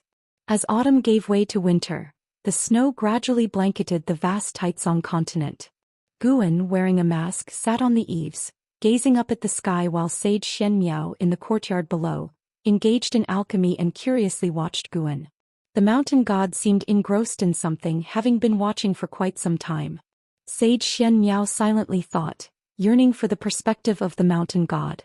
The scenery before the mountain god's eyes surely transcended imagination. Could something be happening beyond the heavens? Sage Xian Miao guessed right. Indeed, something was happening outside the heaven, and it was an event of great importance to the world. Guan saw a host of immortal spirits arranging a grand formation in the cosmos. The scale was so immense that even the silhouettes of two divine thought true immortals could be discerned, sitting cross-legged above the formation, their auras completely unhidden. Someone was about to break through. With such an array, it seemed likely that a divine thought true immortal was attempting to advance to a free immortal. Guan could not calculate precisely who it was. The immortal dynasty was protected by chi fortune that obscured cause and effect. Of course, given time he could figure it out, yet to know or not held little significance because divine thought true immortals were scarce. And as for free immortals, currently, there was only one in each domain. There were only 2 acknowledged free immortals in the entire visible great heavenly spirit land. Guan stood up, looking down at sage Xianmiao, and said, "Great changes are coming to the world. Cultivate diligently and do not be lazy." Having said that, he vanished into thin air from the eaves. The world is about to change? Sage Xianmiao frowned. What kind of calamity would it take for the mountain god to speak of a great change? Elsewhere. In one step, Guan arrived inside the hidden spirit palace, his gaze directed outside the barrier, where the deep-sea dragon carp lingered nearby. After previously bumping into the barrier and confirming the location of the hidden spirit palace, it did not seem in a hurry. Instead, it idly circled the barrier's vicinity, making not a single sound. Guan stepped onto the open space in front of the hidden spirit palace gate, raising his right foot, and immediately after, the deep-sea dragon carp appeared right under his foot. The deep-sea dragon carp was stunned, its fish-eyed gaze widening. This time it did not struggle but instead watched Guan calmly and steadily. "Do you have a death wish? Speak steamed or grilled?" Guan asked expressionlessly, looking down at it. The fish eyes of the deep-sea dragon carp turned teary once again. None of the hardships and dangers it had encountered on its journey had humiliated it as much as being before Guan, where it had cried twice. Guan's heart remained unsoftened. After a moment's thought, the primordial divine eye appeared on his forehead, shooting out a beam of golden light into the body of the deep-sea dragon carp. The deep-sea dragon carp shivered as its body stiffened. After a few breaths, as if sensing something, it cautiously asked, "Are you an immortal?" It spoke with a human voice, sounding like a young boy full of childishness. Guan did not move his foot, asking, "Whether I am or not, what does it have to do with you? Immortal, will you take me in? I will submit to you as my master, just teach me divine skills and I will obey you forever." The deep-sea dragon carp pleaded with tears, its tone brimming with misery that would tug at one's heartstrings. "Why should I take you in? Please, I beg you, how did you hear of immortals' legends at the bottom of the sea? Since I was little, I've had many memories that are not my own, likely passed down by my ancestors. I have seen the descent of immortals and they look just like you. I am human and the human race exists in this world. No, you are different from the human race. You give me the same feeling as those immortals." Hearing this, Guan narrowed his eyes, directly employing the great imprisoned soul immortal technique to search through its memories. The eyes of the deep-sea dragon carp lost their luster, appearing as if dead, and it even began to blow bubbles from its mouth. After a long while, Guan withdrew his divine thought, his expression peculiar. There actually were immortals. In the memories of the deep-sea dragon carp, that was a very ancient time, and Guan could not determine how long ago it was through its memories because its bloodline memories were intermittent. The immortals in its memory were undoubtedly beings beyond the 9 heavens of immortal path. There were 5 in total descending from the heavens, casting mysterious crystal stones into the Songhai. That was the only fragment, yet the vision was clear. It demonstrated that the ancestor of the deep-sea dragon carp cherished this memory deep in their bones, unwilling to forget. Guan recalculated, verifying that the deep-sea dragon carp indeed had no other significant karma, before he felt at ease. He gently kicked the deep-sea dragon carp, jolting it awake. Without Guan's suppression, the deep-sea dragon carp suddenly soared upward, floating midair. The deep-sea dragon carp looked at Guan timidly, very nervous. "I can take you in, but are you sure you are willing to give up your freedom for eternity?" Guan asked. The deep-sea dragon carp, overwhelmed with joy, eagerly nodded and said, "I am willing. As long as I can cultivate with you, as long as I can become an immortal, I am willing." "Become an immortal? You'll have to prove your worth first." Guan cast a disparaging glance at the deep-sea dragon carp, then began to introduce it to the situation at Hidden Spirit Palace. The deep-sea dragon carp listened intently, fearful of disappointing Guan. After finishing his instructions, Guan told it to stay put for the time being and that he would teach it cultivation technique later, then he went back to the supreme sect. The deep-sea dragon carp turned its head to look at hidden spirit palace, its fish eyes shining brightly, filled with exuberant excitement. After decades of hardship, the sweet payoff had finally arrived. 13 years later. In the dead of night, Guan stood atop a peak at the edge of Mystic Valley, toying with the fate-determining pen in his hand while gazing at the night sky. The lord of the immortal dynasty Xianxia Emperor was about to undergo tribulation. The cosmos had gathered tens of thousands of mighty immortal spirits. Even the weakest among them was of the wandering immortal realm, and that was not the entirety of the immortal dynasty's power. Merely witnessing it was enough to make anyone marvel at the dynasty's strength.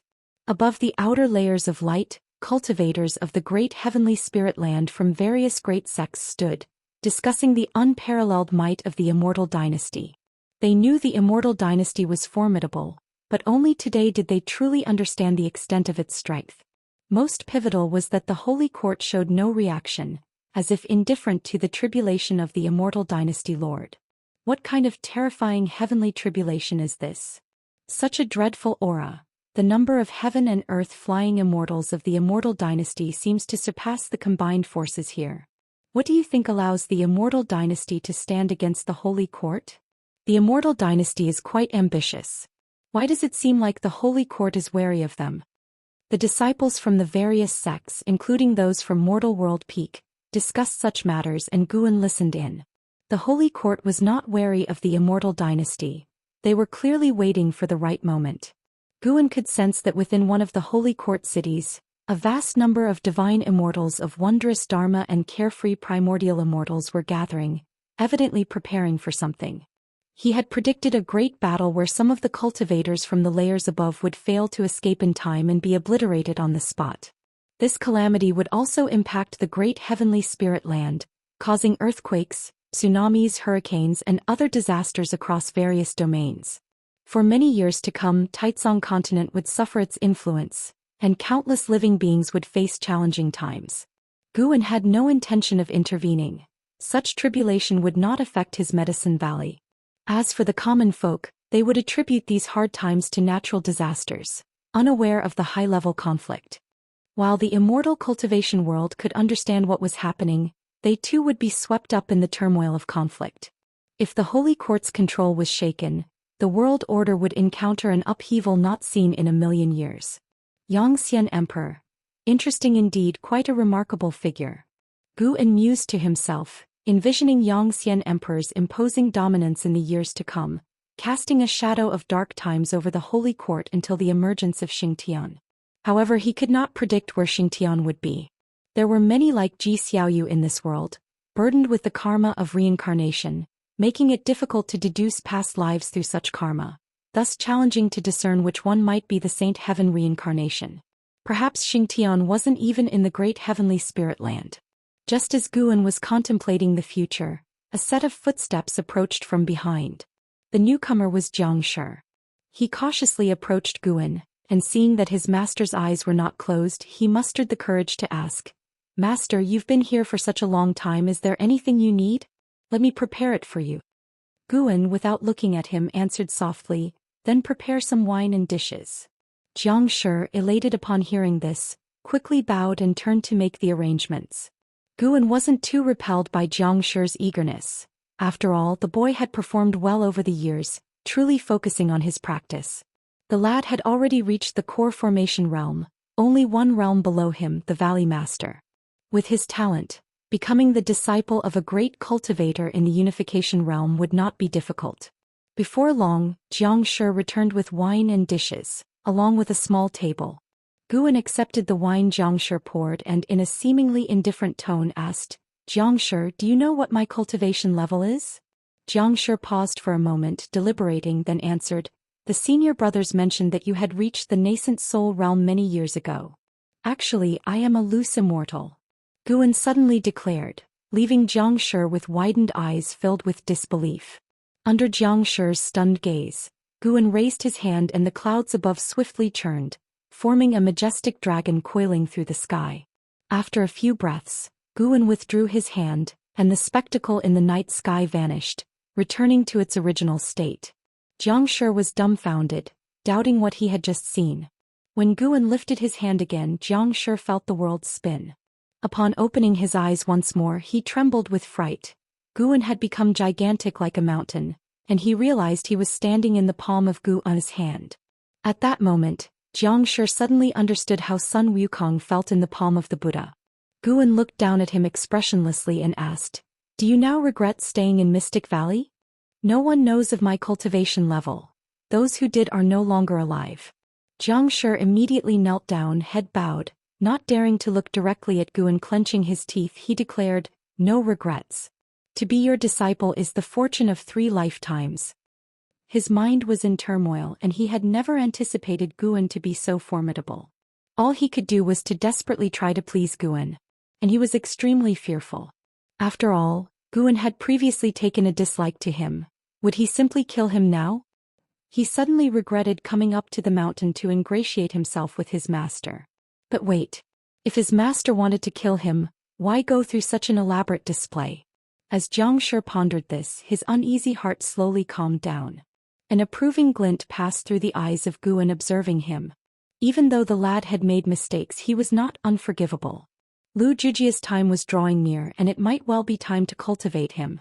The reason for Guan's change of heart toward Xianxia was the latter's unwavering dedication over decades to stay in Mystic Valley. He knew what Xianxia feared, but that was not important. What mattered was Xianxia's ability to remain seated in meditation, unlike Yang Jian, who sought to venture out upon gaining strength. Chapter 390. Displaying divine skills at dawn, Guan emerged from the forest, followed by Xianxia, whose expression was somewhat bewildered. Lu Jujia, who was organizing the disciples for training, turned his head and noticed Xianxia following Guan, which sparked surprise within him. This young man actually dares to seek out his senior brother? In his heart, Lu Jujia lamented, seeing that Xianxia clearly looked defeated. Guan continued on, joining the ranks of the disciples in preparation for training. Lu Jujia did not ask Xianxia for details but urged him to join the queue quickly as the training was about to start. An hour later, Guan left Mystic Valley, and only then did Lu Jujia dare to pull Xianxia back to the house to ask about what had happened the night before. Under the control of Guan's divine thought, the disciples in the valley were unable to perceive the disturbances of the previous night and even failed to sense the approach of Guan and Xianxia's energies. Facing Lu Jujia's inquiry, Xianxia shook his head and said, "Senior brother, don't ask. Rest assured I am fine. I will devote myself to building up Mystic Valley and won't let you or master down." After hearing this, Lu Jujia felt uneasy. Why did it seem that this young man had grown closer to his senior brother? Even closer than him? Lu Jujia thought it over and figured, since he didn't have many years left to live, wasn't this situation what he had hoped for? He respected Guan and treated Xianxia like a son, naturally hoping for a closer relationship between the two. "Perform well, your master will take note," Lu Jujia said solemnly as he patted Xianxia on the shoulder. Xianxia nodded, his eyes blazing with a fire named combativeness. After the summer had passed, the Xian Emperor officially began his tribulation crossing. Guan stayed in the attic of the Third Medicine Valley, beginning to watch the divine thought True Immortal's tribulation crossing. He wanted to see if the heavenly tribulation of the Xian Emperor could match his own. As soon as the heavenly tribulation began, he was disappointed. It seemed not very strong. As a divine thought True Immortal realm being, he could have easily crossed it. While he was disappointed, the heaven and earth flying immortals in the exterior layers of sky shuddered with fear. Even from a great distance they could feel the terror of the heavenly tribulation. What kind of heavenly tribulation is this? So far away and yet the pressure is still so terrifying? Which level of the immortal path's heavenly tribulation could this be? All I know is that from the 5th to the 6th level, the heavenly tribulation is nowhere near as frightening, and this is just the beginning. Could this tribulation affect the great heavenly spirit land? The immortal dynasty is truly formidable. The pressure we feel is just the residual effect. Look at their formations, how profound. The heaven and earth flying immortals discussed among themselves. Then the carefree primordial immortal and the divine immortal of wondrous Dharma began to arrive. As time passed, the heavenly tribulation of the Xian Emperor grew increasingly terrifying. From the beginning of the heavenly tribulation, Guan could foresee the result. Even at its strongest, The tribulation could not shake his physique from when he was in the divine thought true immortal realm. If he were to undergo the Xian Emperor's heavenly tribulation, he would surely succeed on his first try. This heavenly tribulation would last a total of 7 days. The next day the sky emitted a red glow, akin to a burning cloud. The cultivators of the supreme sect merely thought it beautiful without giving it much thought. The same was true for 90% of the beings under the sky. On the 3rd day the temperature of heaven and earth suddenly rose, and the spiritual energy became violent, forcing many cultivators who were in seclusion to emerge, with some even being invaded by inner demons.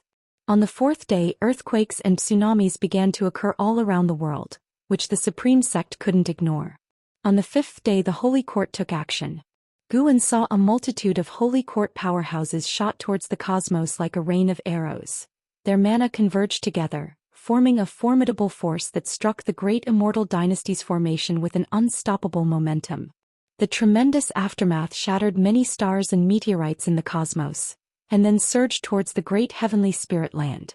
The scenario Guan had deduced occurred. Some heaven and earth flying immortals turned to ash on the spot, and the entire great heavenly spirit land was shaken. The great Immortal Dynasty's formation was broken in an instant. However, dazzling flames burst forth from Xian Emperor's body, brighter and more massive than even the 7 outer days, radiating endless scorching heat. Xian Emperor raised his hand and astonishingly repelled tens of thousands of Holy Court powerhouses with a single move, including 5 divine thought true immortals. Not only that, Guan saw divine spirits with powerful auras flying out from the reincarnation vortex, all of whom were divine thought true immortals and Dao void mysterious immortals. The origins of these divine spirits were extremely bizarre, untraceable, almost as if they weren't living spirits but came from the 9 netherworld. They did not go to aid Xian Emperor but instead headed toward the Holy Dynasty. A world-shaking war thus erupted. In the ensuing time, Guan saw divine thought true immortals battling in the cosmos, Dao void mysterious immortals fighting within the Tao realm, and divine immortals of wondrous dharma and carefree primordial immortals dueling in states unobservable by ordinary beings. The holy gods joined the fight. All the holy gods of the Holy Court were divine thought true immortals. Each of their arrivals resembled immortals descending to the mortal world, majestic and awe-inspiring. Guan was indeed riveted by what he saw, but of course he didn't forget his own identity, and he would also pretend to be worried when around others. On the 7th day Xian Emperor had advanced to the free immortal realm in full splendor. A violent storm approached. Under the pavilion, Zhou Xian looked up at the rolling thunderclouds, her brow tightly furrowed. The Sun and Moon Netherworld Emperor suddenly appeared beside her, sighing, "This is the 6 realms' destiny ultimate void tribulation. This Xian Emperor is truly a rare genius in history, not inferior to Xianxia. Having 2 prodigies from the same era in a single great heaven and earth is terrifying. It's fortunate that they are adversaries." Upstairs, Guan heard this and his expression turned odd. The 6 realms' destiny ultimate void tribulation? When he had broken through to the Dao void mysterious immortal realm previously, his heavenly tribulation was called the 6 realms' destiny ultimate void tribulation, 3 realms more than what Xian Emperor is facing now. Did this represent a higher level of difficulty? Zhou Xian spoke. Indeed, if there were stronger beings in the great heavenly spirit land to guide them to unite, then this land could soar. Sadly, there are no such supreme beings here, destined to have only one prodigy survive. From what we see now, I believe Xianxia will have the last laugh. The Sun and Moon Netherworld Emperor showed a smile, saying, "I, on the other hand, think Xian Emperor has more hope. The Holy Court entered the reincarnation tribulation later than your majesty, and by the time Xian Emperor unifies the great heavenly spirit land, he might not be able to escape from his tribulation." After hearing this, Zhou Xian did not continue the conversation, her gaze firmly fixed on the sky. With a loud bang, a bolt of thunder appeared in the sky, resembling a giant dragon, spectacular to behold. "I, Xian Emperor, ruler of the Immortal Dynasty, proclaim my ascension to the 9 heavens of immortal path. How dare the Holy Court obstruct my tribulation crossing? From this day forth, the Immortal Dynasty declares total war on the Holy Court. In this war only one shall remain."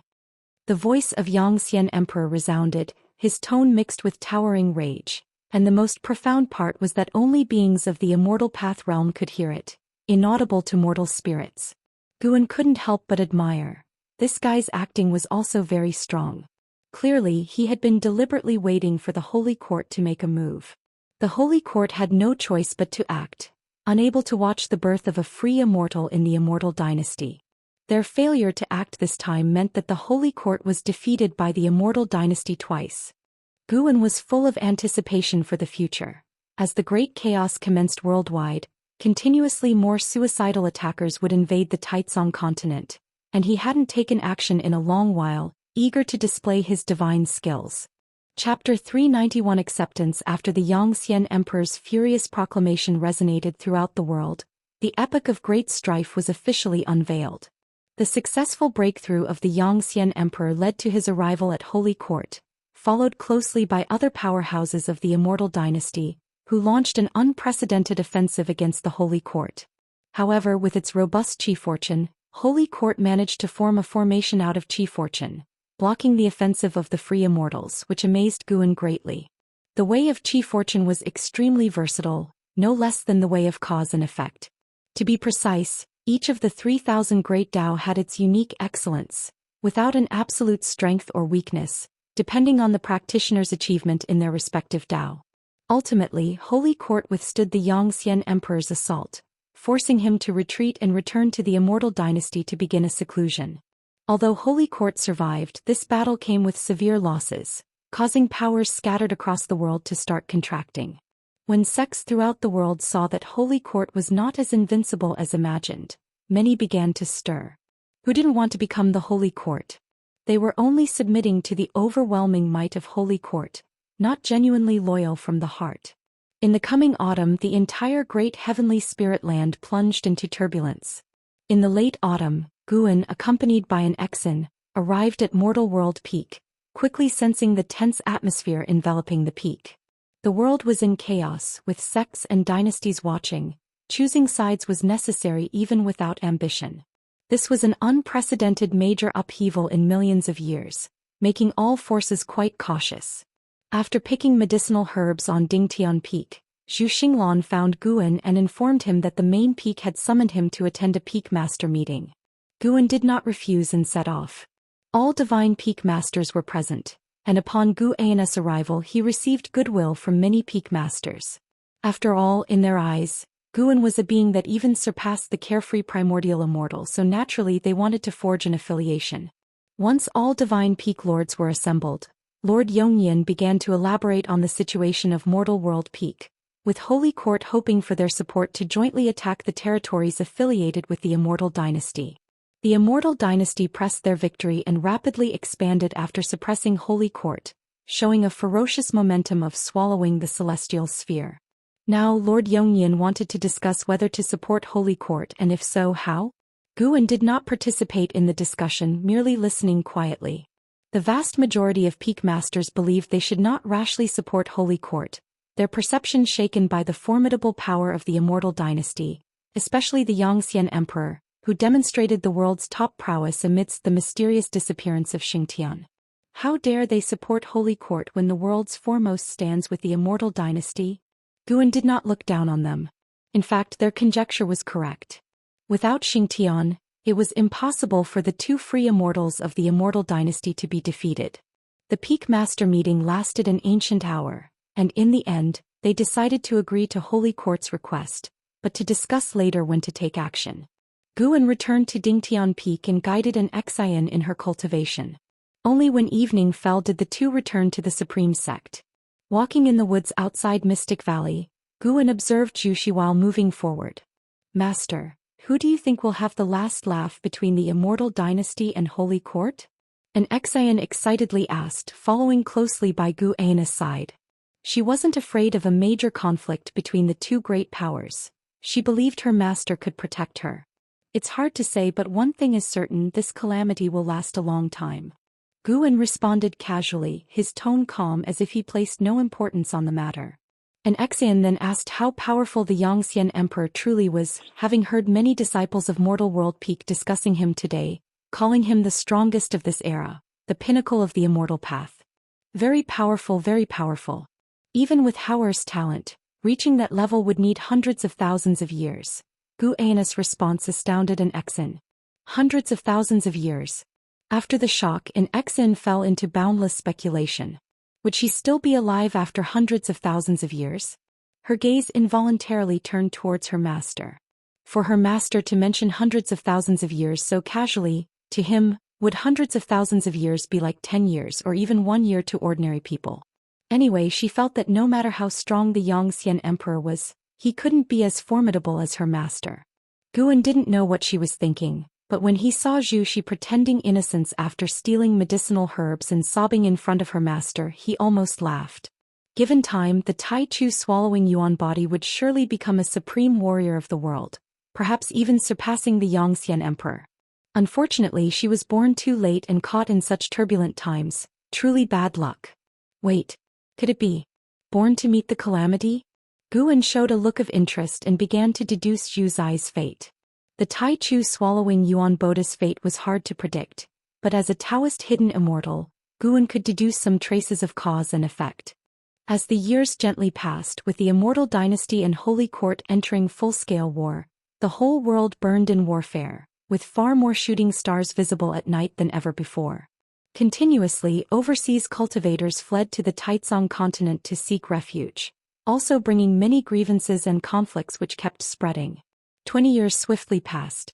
At the end of summer, Guan stood shoulder to shoulder with Lu Jiujiao on a cliff, gazing into the distance. Lu Jiujiao had a full head of white hair, and the twilight air around him grew heavier with each passing year. The effects of the youth-preserving pill had already faded. These years, the atmosphere within the Supreme Sect has truly become more tense, and even the sky above doesn't look as blue as before, always appearing gloomy, Lu Jiujiao remarked with a sigh. Clouds scattered across the sky, not covering the entire sky, nor showing signs of wind or rain. Guan replied, "Yes, it really is a season full of incidents. What do you think, are we lucky or unlucky in this life? We always encounter various calamities, although we have passed through them safely under the protection of the Supreme Sect." Lu Jiujia chuckled. "Naturally we are lucky. Those seniors also thought their lives were filled with hardships. Everyone feels they weren't born in the best of times." "I'm surprised you understand it so well," Guan said to Lu Jiujiao, relieved. Watching as Lu Jiujia's days were numbered, he couldn't help but think of Xiaochuan. Why hasn't Xiaochuan reincarnated yet? Could it be that he reincarnated in another world? Guan thought of the Immortal dynasty summoning back so many powerful immortal spirits from the reincarnation vortex, and felt that the reincarnation vortex was not so simple. That's thanks to the good teachings of my senior brother. Besides, I won't live too many more years, and the calamities in my life are all made by myself, no one else to blame. Anyway, I am quite satisfied with this life," Lu Jiujia said, shaking his head with a wry smile. Guan snorted, "How come you all have no regrets when it's time to die? Are you afraid of burdening me?" He had already seen many pass away, each one departing with a smile, leaving him not too sentimental, only occasionally feeling nostalgic. Senior brother, don't think too much. Is it possible that under your care we really had a good life? We have all ventured out and experienced the dangers of the world, which is why we cherish our current lives and are content with the lives we have led. You really don't need to think too much. No one should be responsible for another's life." Lu Jiujiao laughed heartily, then spoke earnestly. He could tell that senior brother cared about the cultivation of those around him. He knew senior brother did not seek wealth or honor for his close ones, but rather hoped that they would live long. Guan smiled. "Where am I overthinking? I am also selfish, I just don't want to end up lonely." Lu Jiujiao laughed. "Everyone must die eventually, it's inevitable." "True, let's talk about the Great Sun Divine Sect instead. Who knows when they might attack?" "Really? The Broken Sea domain is under the protection of the Holy Court.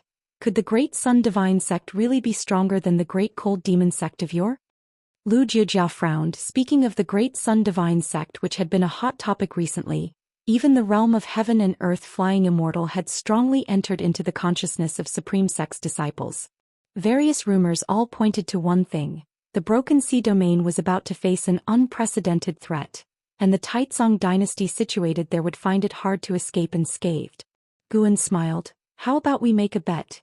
Guess whether the Great Sun Divine Sect can defeat Sword Venerable Fudao?" Upon hearing this, Lu Jiujia instantly raised his eyebrows. I bet they are no match for sword Venerable Fu Dao. Guan's smile stiffened. No, let's draw lots, decide the order of choice.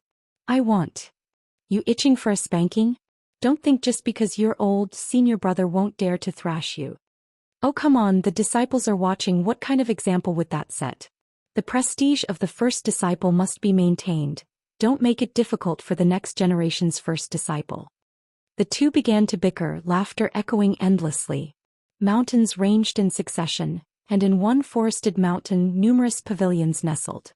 A young man knelt in the courtyard, his face stubborn, his gaze fixed on the main gate. No matter how long you kneel, I will not hand over your ancestors' brocade bag to you. A woman's voice came from the gate. Why not? The young man gritted his teeth. My father and my grandfather's deep-seated vendetta. Are you really going to ignore it? They are also your descendants. Exactly for that reason I cannot let you continue to risk your life. What's wrong with being immortal?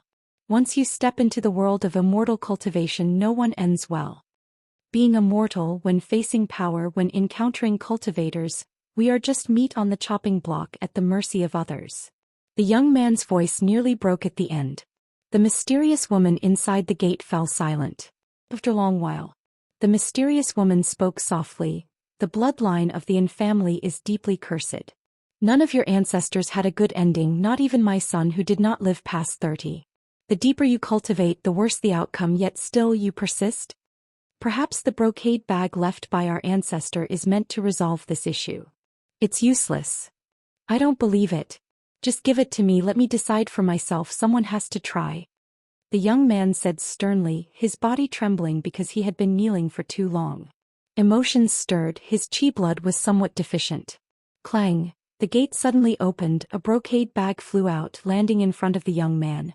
Overjoyed, the young man immediately picked up the brocade bag, tore it open, and took out a piece of paper, tremblingly examining it.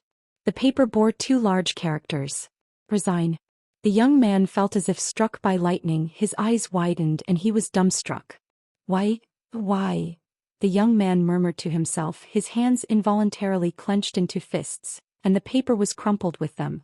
His fingernails dug into his own flesh, blood seeping out, staining the paper in his hands. Chapter 392 The Sense of Intimacy of an Yuan. Why resign oneself to fate? The youth trembled all over, his eyes filled with despair. Dark clouds blanketed the sky, as if destiny obscured the sunshine of his life, leaving no sight of hope. The mysterious woman in the building did not answer, nor did she offer any comfort. She had once felt the same despair when she came across those 2 characters. She did not resent that man either, after all, he warned her before he left. Yet she couldn't withstand her family's persuasion and got caught up in the disputes, leading to her descendants having to hide in the mountains, humbly lamenting the unfairness of fate. Just then, the youth suddenly felt a sharp pain in his palm, which frightened him into reflexively letting go, throwing the crumpled paper away. He instinctively looked at his palm and saw many blood-red lines appear, quite ghastly. He seemed to realize something, raised his head and fixed his gaze on the blood-stained paper ball before scrambling over to it.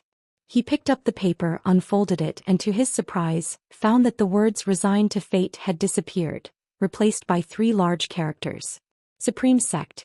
Supreme Sect, what does this mean? The youth murmured, frowning. He had certainly heard of the Supreme Sect, the legendary #1 sect above all dynasties. With his talent, how difficult it would be to enter the Supreme Sect. Suddenly, a figure appeared beside him. A woman wearing a black Daoist robe with white hair, yet a face that was young and comely. She was none other than the Princess of Tianwei, Xianxia, who had once been engaged to An Hao. She snatched the paper from the youth's hand and scrutinized the characters. Her brows furrowed tightly, her eyes filled with complex emotions. Weren't you the one who told me not to try to ingratiate myself with that elder? Why then leave a secret message for your descendants to go to the Supreme Sect? Did you know this day would come, or were you worried about the safety of your progeny? Xianxia mumbled to herself, her tone complex, a mix of surprise, reluctance, anger and resentment. The youth stood up, his legs weak. It took him a while to steady his stance. Grandmother, what does the ancestor mean? That I should go to the Supreme Sect? He asked nervously, his eyes full of anticipation. Xianxia took a deep breath and said, yes, go to the Supreme Sect. The youth, overjoyed, turned to leave immediately. Wait, do you even know where the supreme sect is located? How far away it is? Xianxia suddenly called out to him. The youth turned his head and said, the supreme sect is so famous I should be able to find out by asking around. With your pace it will take 10 years to get there, by which time you might already be dead. Xianxia stared at him, saying emotionlessly. Upon hearing this, the youth's face turned pale. Xianxia turned her back and walked towards the attic, leaving behind a sentence. Just wait, it'll take you to the supreme sect. The youth, with a look of delight, quickly knelt to thank Xianxia. Meanwhile, and Hao was cultivating in the Immortal dynasty, unaware of what his descendants were going through. He meditated on a cliff, facing a vast and magnificent waterfall, its thunderous roar deafening. Below was a lake as vast as the ocean, covered with a mist that made the place seem like a paradise on earth. A figure appeared behind Hao, a woman in a white dress, gazing at him with eyes full of admiration. And Hao, the Immortal dynasty has issued a Qi fortune bounty, why don't you take part? With the support of the dynasty's Qi fortune, your cultivation level will grow faster, much better than painstakingly meditating, said the woman in the white dress, her voice gentle and tender. And Hao, with his back to her, did not open his eyes, replying, to seek the path of immortality solely through Qi fortune might not be right. I believe more in the mana that I cultivate myself. The woman in the white dress smiled and said, that's true. With your extraordinary talent, you can reach the pinnacle of the immortal path on your own. It's just a matter of time. And Hao did not respond. The only sound was the clamor of the waterfall striking the lake's surface. The woman in the white dress continued to watch Hao, not finding it dull. After a long while. Please return, fairy. Perhaps I misunderstood your intentions. In any case, I will never remarry in this lifetime. I once had a wife, but in pursuit of immortal cultivation, I've cut off our relationship, and I do not wish to become involved with another woman in more than just friendship. And Hao finally spoke, his tone calm but resolute. Upon hearing this, the woman's face subtly changed. She wanted to say something but couldn't as she looked at Hao's back. She watched his silhouette for a while, eventually turning to leave. Only after she'd gone did Hao open his eyes, a look of melancholy in his gaze. So many years have passed, are you still well? And Hao murmured to himself. An image of a bright and playful girl appeared before him, her smile and glance, even after hundreds of years, unforgettable to him. A year later, near the supreme sect in the forests, Xianxia and the young man were on their way, with the young man carrying a large bundle that bent his back. He looked at his grandmother walking ahead and couldn't help asking, Grandmother, why not teach me to cultivate instead? Otherwise, I truly might die of exhaustion. When the grandmother took out a flying artifact, he was stunned, never imagining she was so powerful. He had also questioned his grandmother why she hadn't stepped in to save his grandfather, his father, to which Xianxia replied that she was too far away to intervene in time. Regarding why she didn't seek revenge, it was for his sake too. The enemy was a powerful family with an immortal in their ranks, certainly not someone she could contend with. Learning the reasons, the youth's desire to cultivate and become an immortal grew stronger. He must become powerful. We're almost there. What need is there to cultivate now? Xianxia's voice came from ahead. Upon hearing this, the youth was instantly overjoyed and quickly hastened his pace. He began to inquire about his ancestors' relationship with the supreme sect. This time Xianxia did not hide the truth. Your ancestor, named Hao, was the foremost talent in the world, and now he is venturing in an even more distant realm. He is the pride of the supreme sect. As Xianxia spoke, a wistful expression crossed her face. She remembered Hao's spirited visage. She harbored no resentment for Hao's decision after all. It was her own heart that had stirred first, not to mention that before leaving, Hao had left behind several treasures. It was for this reason that the Xi family, following their downfall, could survive with her descendants. When the youth heard the name Hao, it seemed somewhat familiar. But as he listened to his grandmother praising him, the youth did not feel excited. Instead, his expression grew even more somber. The stronger Hao was, the more the youth despised him. What of it if he was the world's most talented? In his eyes, he was just a negligent forebear, probably not all that impressive. The two continued their conversation as they moved forward, with most of the speaking done by Xianxia, while the youth said very little. As they walked, figures appeared in front of them. The first to enter their sight was a man riding a demon bull followed by a woman. Xianxia had long since sensed their presence, with one of them being a nascent soul realm cultivator, undoubtedly a disciple of the Supreme Sect. Therefore she wanted to approach these two to lead them into the Supreme Sect. She quickened her pace, with the youth following closely behind, his gaze fixed on the blood prison great saint. What a magnificent bull! Guan patted the head of the blood prison great saint, signaling it to stop. An Exan turned her head to look and quickly set her sights on the youth, her brows furrowing soon after. And Yuan, Energy Cultivation Realm, Level 117/25/5000. Guan looked at the youth's lifespan without a change in expression, but internally he felt puzzled. Why was his lifespan so short? He came here with an Exan because he had calculated the arrival of Xianxia and the other person. He also predicted the plight of Enhao's descendants, but upon truly encountering in Yuan he was still surprised. His lifespan was unreasonably short, especially considering that there was no sign of illness. Xianxia approached an Exan and with a salute of her hand said, "My name is Xianxia, from the former land of Tianwei. May I ask if you too are disciples of the Supreme Sect?" "You're called Xianxia?" And Zin's eyes widened in shock as she asked. Xianxia inquired with suspicion, "Have you heard of my name, miss?" "Of course I've heard. My senior brother mentioned you to me." "Your brother is?" Xianxia too became excited hearing Enhao mention his sister. An Exan did not conceal her identity, and upon revealing it, the two women embraced each other as if reuniting after a long parting. And Yuan stared blankly at an Exan, not expecting this woman with the grace of an immortal to be his ancestor's junior sister. So young she looked about his age. "Who is this?" Xianxia turned her attention to Guan, asking with curiosity. An Exan hastily introduced, "This is my master, although not the same as the one shared with my senior brother. He is my second master." Xianxia suddenly understood. She of course knew who Enhao's master was, the renowned sword venerable Fu Dao. This fact she had not mentioned to Yuan. Guan smiled and asked, "You aren't here looking for Enhao, are you? He has already joined the Immortal dynasty, and even a Mahayana cultivator would need decades, even 100 years to reach the Immortal dynasty from the ends of the earth." The Immortal dynasty. Xianxia immediately lapsed into a daze.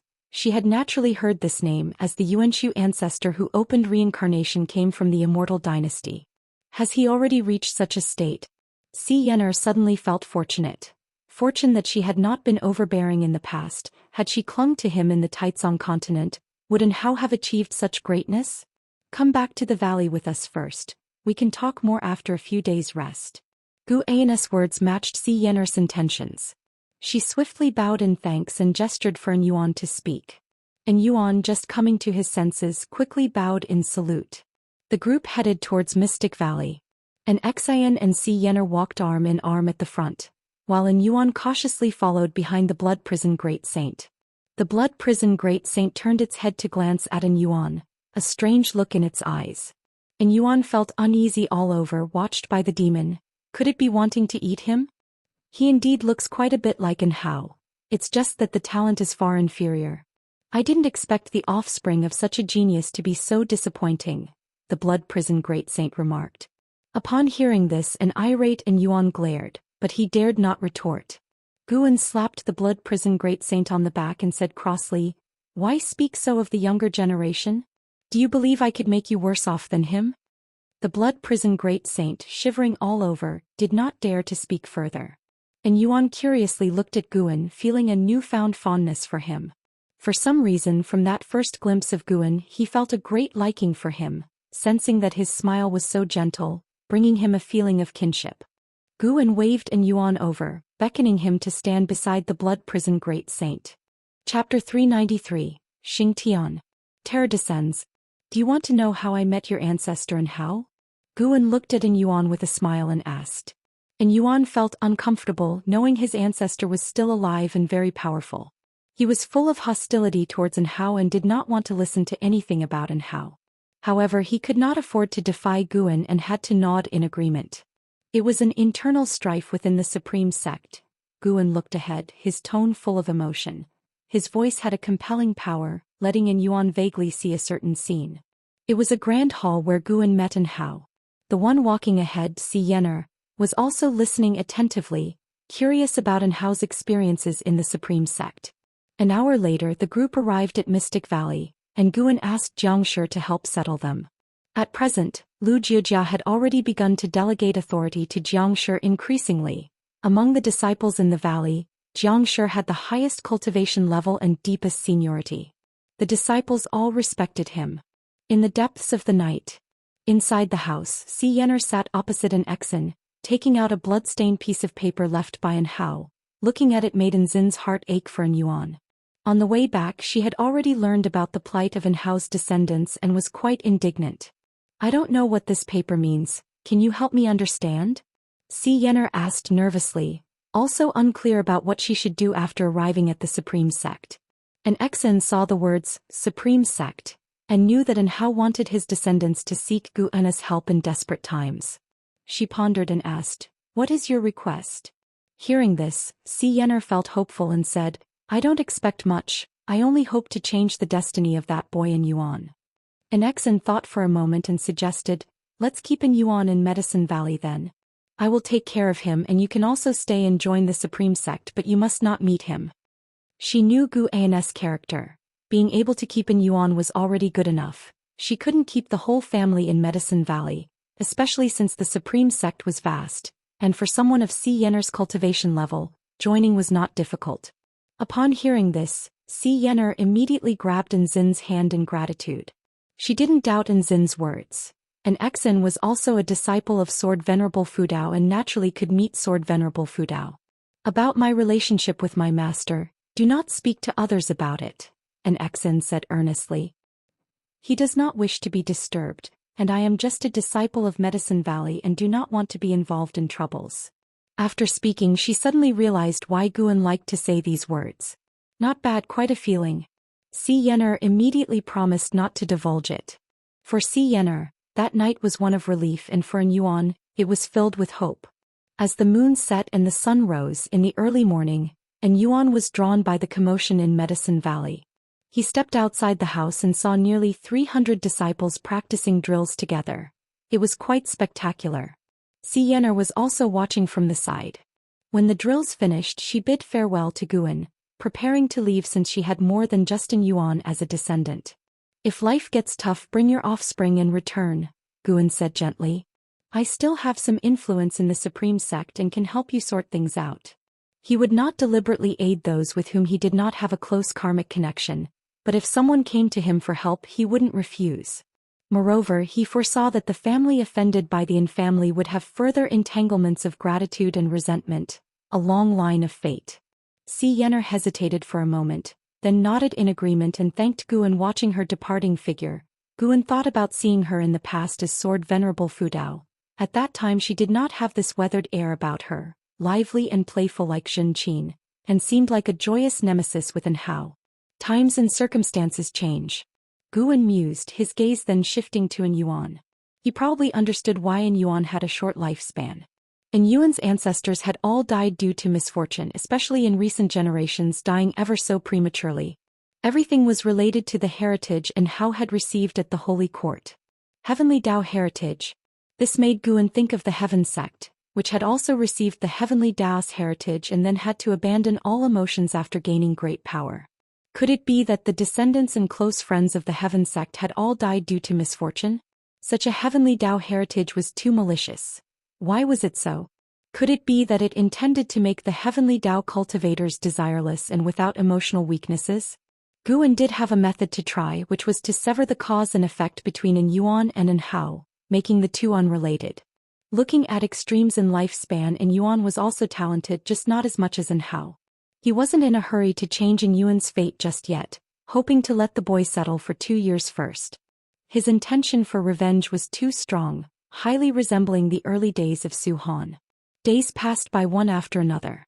After joining the Mystic Valley, An Yuan received the cultivation techniques from Xianxia.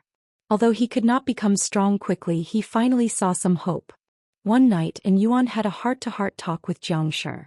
The two had similar fates, both carrying deep-seated hatreds. The difference was that An Yuan was also trapped in destiny, which made Xianxia feel very sympathetic and decided to give him a hand. Xianxia took an Yuan as his disciple and taught him all he knew. Guan did not stop them, hoping they could redeem each other. Until one afternoon at the end of autumn. I've decided. And Yuan suddenly stood up, his face firm as he looked towards the distant sky. Sitting by his side, Xianxia looked at him in surprise, not knowing why the boy was so agitated. The master and disciple were on a mountaintop, overlooking the magnificent landscape afar. And Yuan with great ambition shouted loudly, I want to surpass An Hao. From now on, I'm not called An Yuan. My name is An Xingtian. Boom. Thunder rumbled in the distant clouds as if the heavens were responding to him. Xianxia looked at An Xingtian, feeling a shiver in his spirit from an unprecedented aura radiating from him. He had never met An Hao but had heard of his legend. That was a cultivator said to have the highest talent. This boy's ambition. A smile appeared on Xiangxi's face. He was about to speak when a loud voice echoed between heaven and earth. The strongest man in the Broken Sea domain, Holy Sword of the Holy Court, show yourself. If you do not appear, I will suppress all living beings in Broken Sea domain with one palm. The voice was immensely domineering and filled with oppression, startling An Xingtian and Xianxia as they looked up, both opening their mouths in disbelief. Above, the dark clouds churned, and an immensely majestic figure appeared on the horizon, full body obscured, only a golden breastplate visible, which was larger than any mountain between heaven and earth. It was as if a demon god from beyond the world was peering at the mortal spirits within. The sense of oppression chilled An Xingtian and Xianxia down to their spines. Not just them, the entire Taizong continent, the entire Broken Sea domain, all living beings who saw that majestic figure felt fear. What kind of existence was this? Could it be an immortal? At the third Medicine Valley, Guan walked downstairs, and Ji Xiaoyu also stepped outside, looking at the figure on the horizon, her brows furrowed. Where are you going?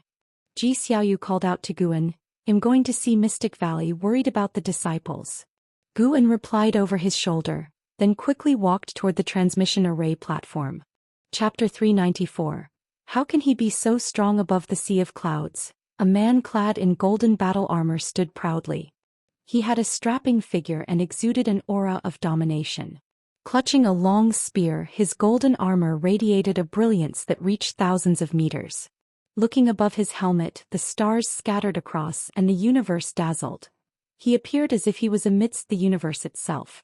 Looking downward, he could see the vast ocean with continents appearing as mere pebbles under his feet, so insignificant. His gaze locked onto the Taizong continent, filled with a fighting spirit. He hailed from the Immortal dynasty, known as Autumn Evening Immortal Lord.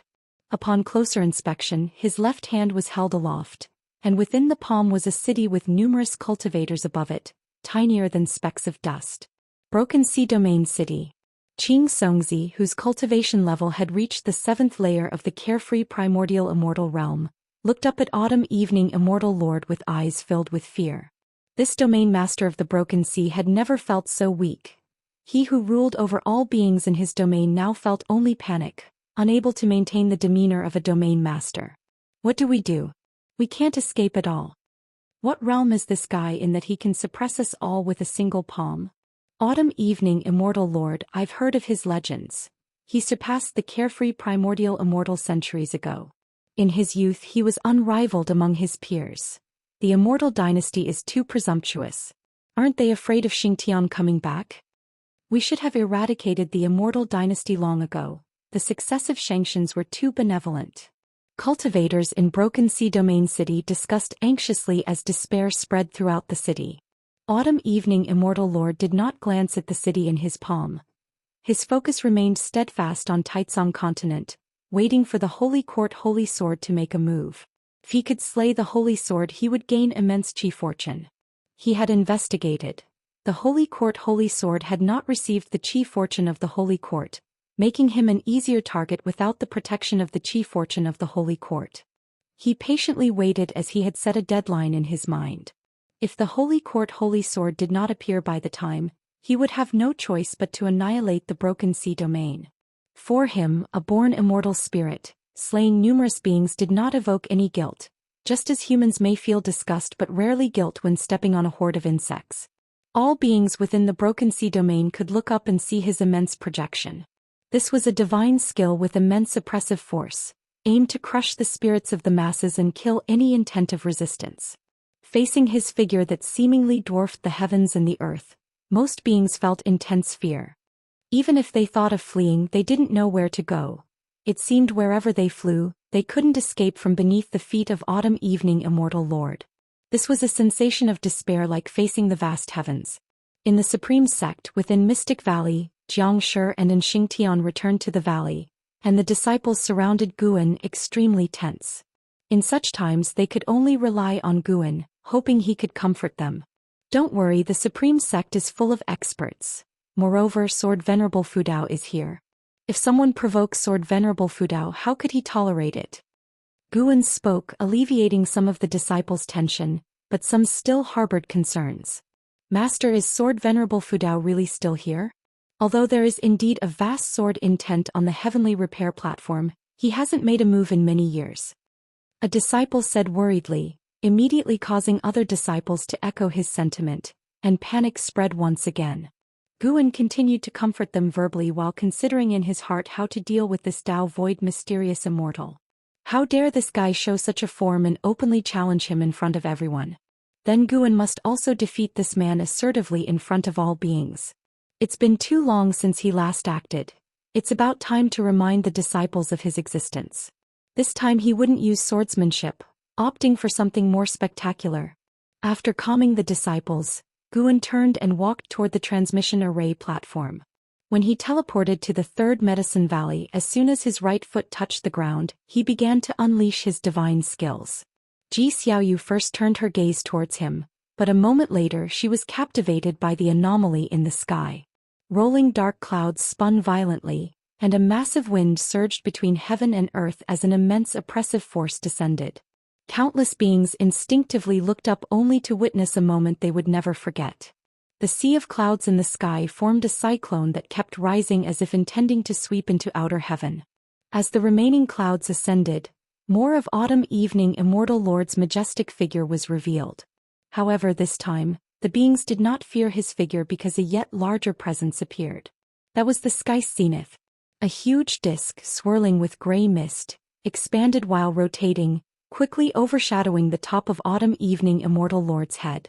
Autumn Evening Immortal Lord's true form looked up as his immense projection did likewise, his face showing fear.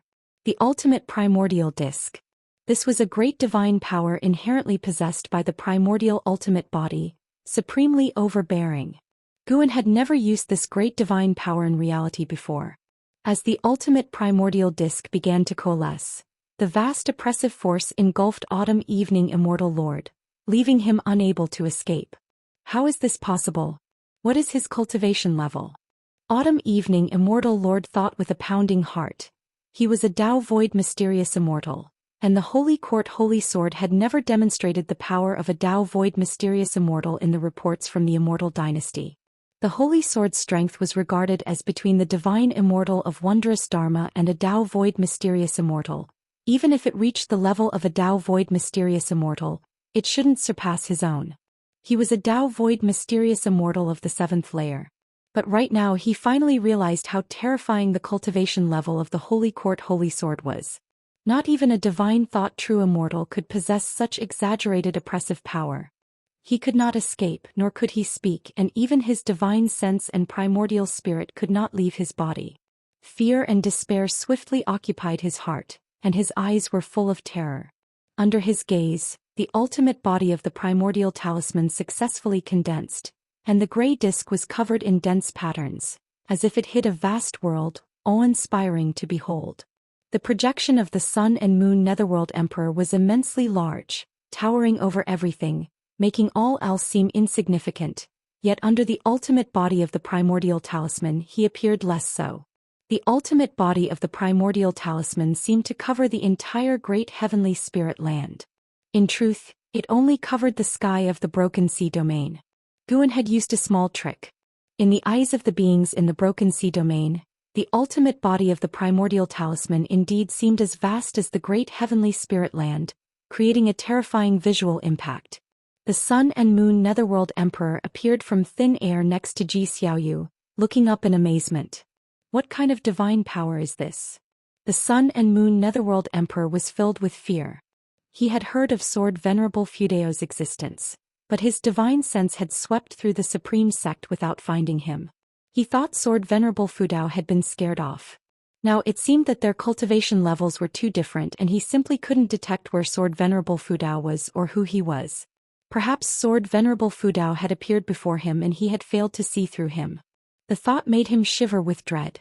Standing beside him, Ji Xiaoyu did not respond. She too had never witnessed this divine power and her heart was filled with shock. Just how powerful was Sword Venerable Fudao? She had already recalled memories from her past life, where in the Seven Stars spirit realm, Sword Venerable Fudeo's demonstrated strength was far less than it was now. She had then looked forward to Sword Venerable Fudeo's future, but now, it seemed she had underestimated him. Back then she had unleashed the power of a primordial Daoist talisman, with her true self's consciousness returning. If her true self had misjudged, didn't that imply that Sword Venerable Fudeo's Dao level was stronger than her true self's? Her feelings became complicated. If they felt this way, what about all living beings? What is that? My heavens, am I dreaming? Could it be that heaven is angry? It's Sword Venerable Fudao. It must be him. He's still in the supreme sect. Why isn't Sword Venerable Fudao displaying Sword Dao divine skills? Isn't this divine power stronger than the Sword Dao? Look at that guy, he's scared stiff. Ha ha ha, daring to challenge Sword Venerable Fudao is truly seeking death. The supreme sect was abuzz, everyone revitalized and the beings of the Taizong continent were also excited, shouting the name of Sword Venerable Fudao. For the countless beings of the Broken Sea domain, it was merely a shock. Is this the capability of the Holy Sword of the Holy Court? If heaven had power, would it not be like this? It's been many years since anyone dared to challenge me. This is the ultimate body of the primordial talisman. Feel the power of the Tao. A hoarse voice echoed through the world, laden with oppression. Hearing this voice, all beings were electrified. Yu Yingying looked towards Guan from afar, seeing his shocked expression, and she was filled with confusion. An Xen was also looking at Guan, and her heart was full of admiration. Compared to her master, her acting was still too poor. At the same time she was overwhelmed. Was this truly her master's power? Little did she know, Guan hadn't even used his full strength. He had even suppressed his aura to the 9th layer of the divine thought true immortal realm, giving others a glimmer of hope to continue sending people to their doom. Yet even so, Ji Xiaoyu felt he was beyond a divine thought true immortal, and perhaps even a usual free immortal could not match him. Boom, a deafening roar erupted, rendering the beings temporarily deaf, which didn't pain them but merely left them unable to hear. Countless creatures watched the vast ultimate body of the primordial talisman descend, as if witnessing a divine spectacle. Guan opened his mouth in disbelief, staring at the sky as the strong wind swirled his robes. With a thought he allowed the Sun and Moon Netherworld Emperor to speak, nothing more. No, Boulder. I was wrong. Give me a chance to atone. Once the Sun and Moon Netherworld Emperor realized he could speak, like grasping a lifeline in water, he yelled hoarsely, his voice echoing throughout the Broken Sea domain. Under Guan's suppression, beings outside the Broken Sea domain couldn't hear, but the already deaf beings of the Broken Sea domain distinctly heard the Sun and Moon Netherworld Emperor's hoarse scream. Guan was establishing his authority among the beings of the Broken Sea domain, yet he also wanted the Immortal Dynasty and Holy Court to underestimate him. No matter how much the Sun and Moon Netherworld Emperor begged for mercy, the descent speed of the ultimate body of the primordial talisman suddenly decreased. Eventually, the ultimate body of the primordial talisman landed above the head of the Sun and Moon Netherworld Emperor. Almost instantly, the projection of the Sun and Moon Netherworld Emperor was annihilated, and his true self felt an incredibly terrifying suction force. The main city of the Broken Sea domain he held was yanked out, crashing into the ocean, leaving the cultivators there wide-eyed. They would never forget this scene in their lifetimes. How could he be so powerful? Qing Songzi muttered to himself, suddenly realizing why Sword Venerable Fudao had declined the offer of the Qi Fortune Fruit position, and why the Holy Minister had agreed. Chapter 395. Fame Shakes the World. The Apex Talent. The Supreme Primordial Great Disk hung high above, much like the highest and supreme Tao suspended above all living beings. The true form of Immortal Lord Qiushi was drawn into the Supreme Primordial Great Disk, so filled with despair and helplessness, devoid of any means of resistance. As he disappeared into the supreme primordial great disk, the rumbling of heaven and earth continued unabated, causing the entire broken sea domain to tremble as if the apocalypse had arrived. Moments later, a prompt appeared before Gu An's eyes. You have successfully slain Immortal Lord Qiushi, Dao Void Mysterious Immortal Realm Level 7, 340,876 years of lifespan. Not bad, it saves half a month's labor. Although Guan thought this, the look of shock remained on his face. That was his belief, the acting had to be thorough. The supreme primordial great disk did not vanish immediately but continued to hang in the sky for the adoration of all beings. Because the supreme primordial great disk was so immense, the patterns on it were so clear to all beings, those images seemed to record ancient myths, which left the beings in awe. After a long while, the wind between heaven and earth began to calm, and a majestic gray fog emerged around the supreme primordial great disk, drowning it in splendor, and the sky darkened. Only then did the beings regain their senses, instantly stirring with excitement. The oppressive might of Immortal Lord Qiushi had completely vanished. Did this not mean that Sword Venerable Fudao had slain him? Unbelievable. Immortal Lord Qiushi had appeared daunting and formidable, like the wrath of the vast heavens, and the mortal spirits could only tremble. Even with Sword Venerable Fudao's intervention, they had expected an earth-shattering great battle, yet it ended with one-sided suppression. Tyrannical. Invincible. Even though they could not see Sword Venerable Fudao in person, this was the impression that the beings formed of Sword Venerable Fudao from witnessing the battle. The sky gradually brightened and the dark clouds began to disperse, leaving no trace of the supreme primordial great disk as if it had never appeared.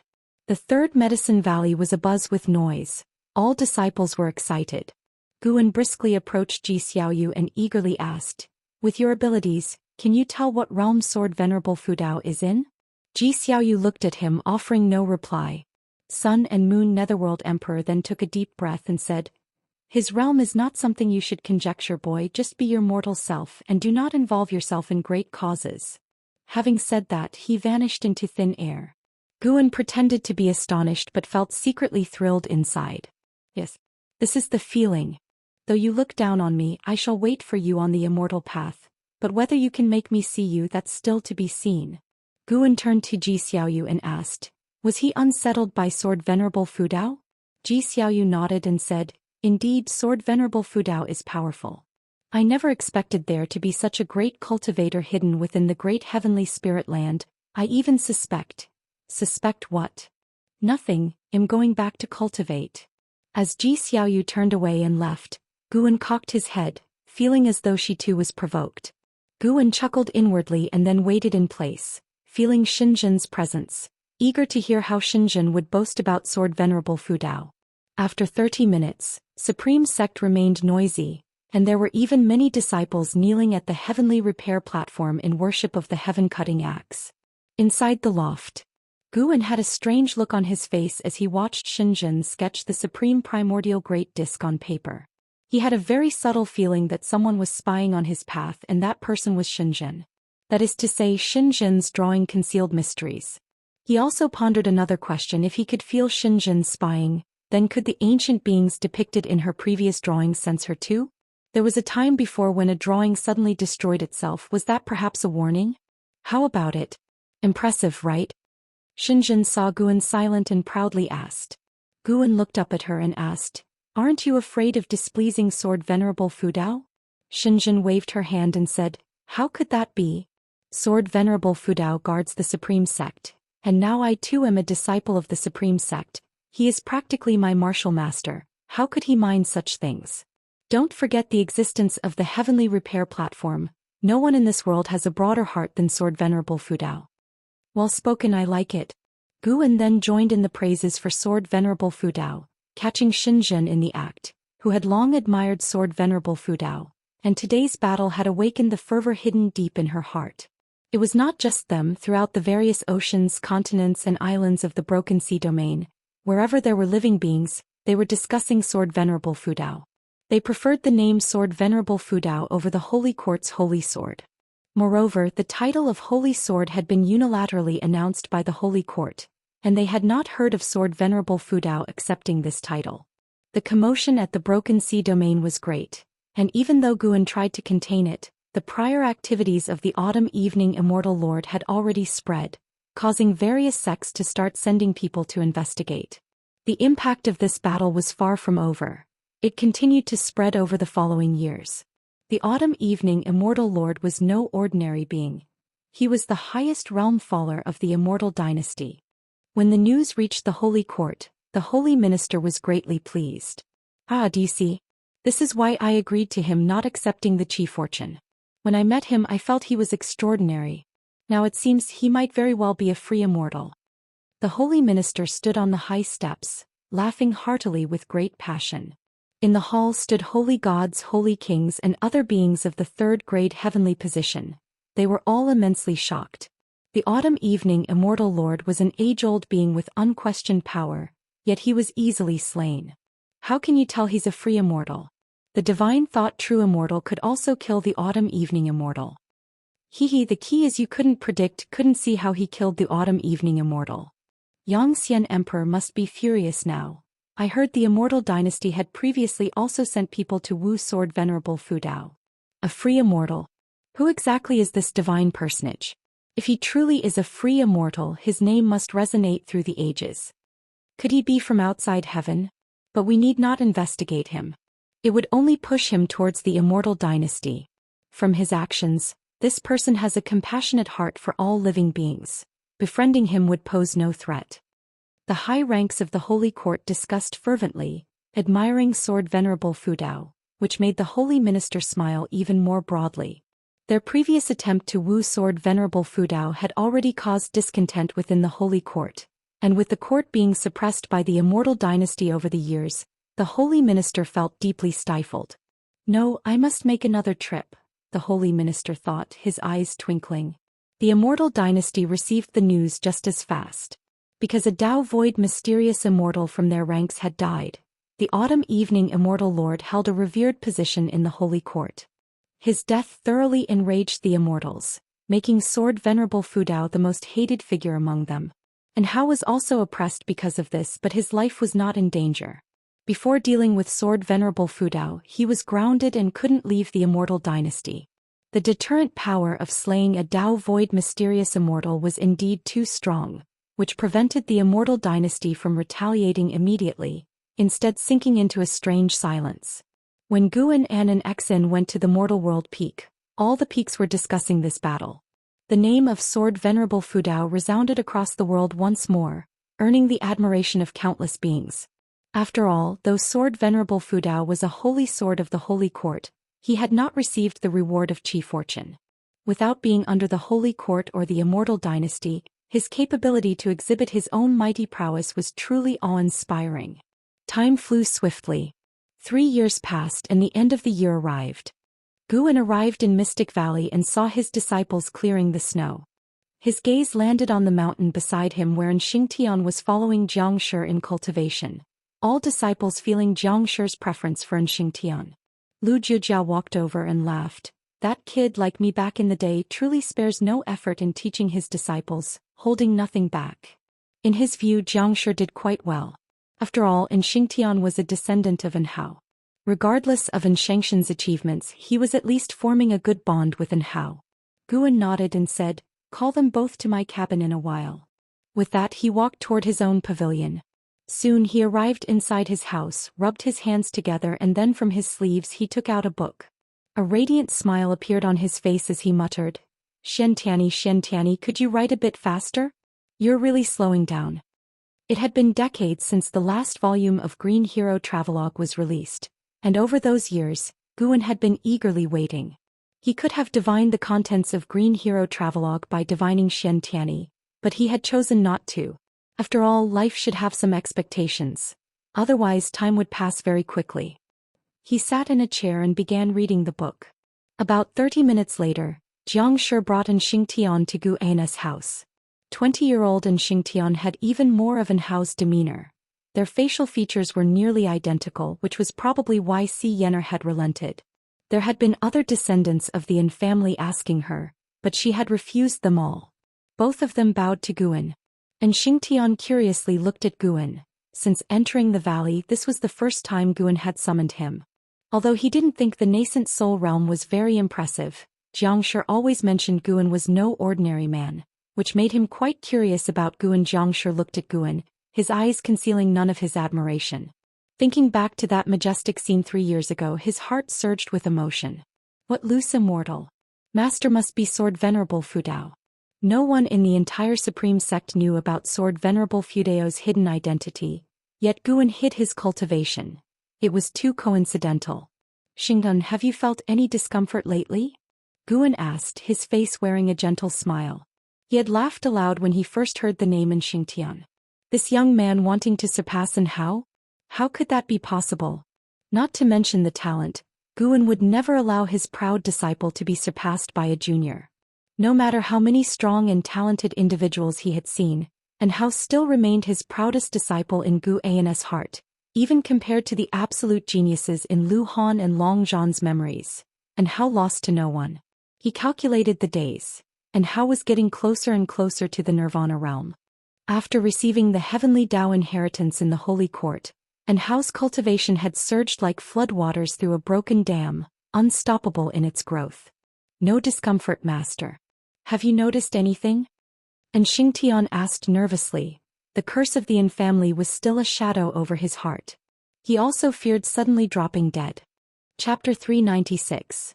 The origin of the surname Yin figures upon the river of destiny. Watching the utterly nervous and Xingtian, Guan reined in his smile and said, "You can only live to 25. At these words, and Xianxia's face drastically changed. Over the years his cultivation level had risen rapidly, giving him hope, only to be told that he could only live to 25. How could he accept that? Xianxia was equally frightened. He couldn't see any issues within Xingtian, but he wouldn't question Guan's judgment. He quickly asked, "Master, is there really no solution? Can't immortal cultivation change fate?" Guan answered, "There is, and it's to sever your karmic ties and bloodline with Yin Hao. By doing so, from now on, the Yin family will forget you as if you were never born into their world, though those unrelated to the Yin family could still remember you." And Xingtian was stunned, and Xianxia was also scared. What kind of method was this? Xianxia, recalling that Guan was Sword Venerable Fudao, immediately calmed down, while Xingtian grew curious about the real identity of Guan. "Sever them, then sever them, I am willing." And Xingtian gritted his teeth. Although over the years under Xianxia's guidance his hostility towards Yin Hao had waned, he still didn't acknowledge Yin Hao in his heart. In his view, Yin Hao's bloodline was far from a glory but a shame instead. Guan said, "Think about your deceased father, your grandfather, and also your mother, your sister. They will all forget you." And Xingtian opened his mouth but couldn't be as resolute as before. Guan had Xianxia make tea for him. He wanted to see what decision Xingtian would make. Although Xianxia wanted to interject, he understood the meaning behind Guan's instruction to pour tea. He was to stay out of it. And Xingtian clenched his fists, his mind filled with memories of time spent with his family. Unwilling. Why should he? Suddenly, Xingtian decided to accept his fate, just like the 2 words left by Yin Hao. Resigned. But when he thought of the deep hatred born from his father's and grandfather's blood, he couldn't convince himself. How could he protect his living family members without strong cultivation? Just as Guan was about to lift the tea that Xianxia had brewed, and Xingtian said solemnly, "Sever. I must sever. I need to become stronger. Even if they forget me, I must have the strength to protect them. They may not remember me, but as long as I remember them, that is enough."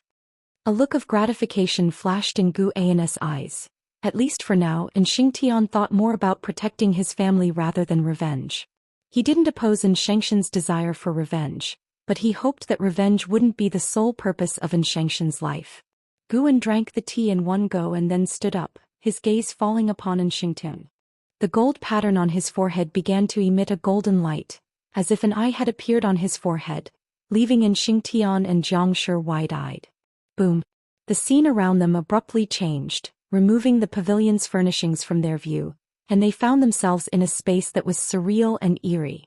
The two instinctively turned their heads but could see nothing. They just felt an inexplicable panic. Guan picked up the fate-determining pen, pointing it at Xingtian.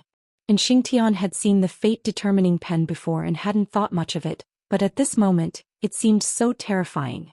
Xianxia felt the same, and looking again at the crown on Gu En's head, he also felt its extraordinary nature. Could it be that his master was a treasure all over? His eyes were full of awe and fervor, wishing he could prostrate himself to his master right there. To cultivate under such a powerful figure, he felt so fortunate. "Are you ready, Xianxia?" Guan asked emotionlessly, causing Xianxia's throat to bob. "I forgot to tell you," Guan said, "the in your family is taken from my name. Even if the in family forgets you, as long as you follow me, you will never be separated from the in family." These words made Xianxia's eyes widen in disbelief. Sword Venerable Fudao. Xianxia felt like he had been hit by a pleasant surprise. Just as he was about to speak, Guan suddenly brandished his pen, and with a single stroke, Xianxia felt as though he had been struck by lightning, his entire body frozen in place. His complexion drastically changed. He wanted to speak but found himself incapable. He could feel something being shed from him, no being abandoned. An endless tide of loneliness overwhelmed him, and he fell into an unprecedented fear, his eyes unexpectedly brimming over with tears. At that moment he was like a lost child wanting to crouch down and hold himself. "Your talent may not equal Hao's, but can your will surpass his?" Gu An's voice reached him, like dawn's light chasing away the darkness from Xianxia's inner world. Xianxia looked up to see Guan and Xianxia standing before him, Xianxia looking anxious and seemingly trying to say something, but Xianxia couldn't hear a thing. His gaze rested on Guan, who was looking back at him calmly. For some reason he didn't feel distanced, instead he sensed a kind of power. "I cannot let down my master's expectations." Xianxia gritted his teeth and forcefully suppressed the negative emotions in his heart, his body trembling as if he were in a chilly cellar. At that moment Gu En's brow furrowed and he shifted his right foot. Suddenly an explosive burst of demonic qi enveloped the surrounding space. Xianxia turned his head, looking towards Guan with astonishment. Guan remained silent, waiting for the threads of Xianxia's fate to be stripped away. "Aren't you afraid of the heavenly Daoist backlash, Daoist friend, for changing the fate of a person entangled with the karma of the heavenly Dao?" An indifferent voice came from outside the demonic qi, startling Xianxia into hastily turning around. How could there be someone else? Guan lifted his head, his gaze piercing through the demonic qi, crossing the void, to peer into another mysterious and dark space. Within it flowed a magnificent river, emanating radiant auroras, neither its source nor endpoint visible. The River of Destiny. A figure stood atop the River of Destiny. The figure shone with a silvery light, with only their silhouette discernible. Guan couldn't see through to their true form, but he could sense the other had locked onto his position. He had already employed the supreme concealing void technique, rendering the space around him impenetrable to peering eyes. Thus he wasn't worried. Moreover, the River of Destiny was incredibly distant from him. The other party was merely communicating with no intention of descending into the great heavenly spirit land. "Do you wish to warn or stop me?" Guan asked. The voice of the silvery figure carried through. "I intend to warn. I drift within the River of Destiny and cannot descend upon the world. You need not worry. I can see that you, Daoist friend, have stepped onto the way of cause and effect. One day we shall meet. I will await you by the River of Destiny." Guan seemed to think of something. His expression turned strange as he continued to ask, "May I know the name of my Daoist friend?" "I have no Daoist title, only a common name which is likely unknown. My name is Zhou Xian." Hearing the name, Guan fell silent. Xianxia didn't even dare to breathe too heavily. The River of Destiny. The way of cause and effect. And Zhou Xian. Just the sound of it was terrifying. Is this the world of the Immortal Path realm? While shocked, Xianxia felt an unprecedented ambition and resolve stirring within him. Chapter 397. The Escaper of the Heavenly Dao Zhou Xian. Guan fell into silence, his thoughts drifting to Lu Han within the reincarnation evolution. The turning point in Lu Han's life was the birth of Zhou Xian. With a talent that surpassed all others, the only thing Lu Han did before his death was to resurrect Zhou Xian in the River of Destiny. Listening to Zhou Xian's words, Guan could feel his vicissitudes. It was hard to imagine the long and desolate years he had endured alone. Having all of Lu Han's memories, Guan naturally felt differently about Zhou Xian.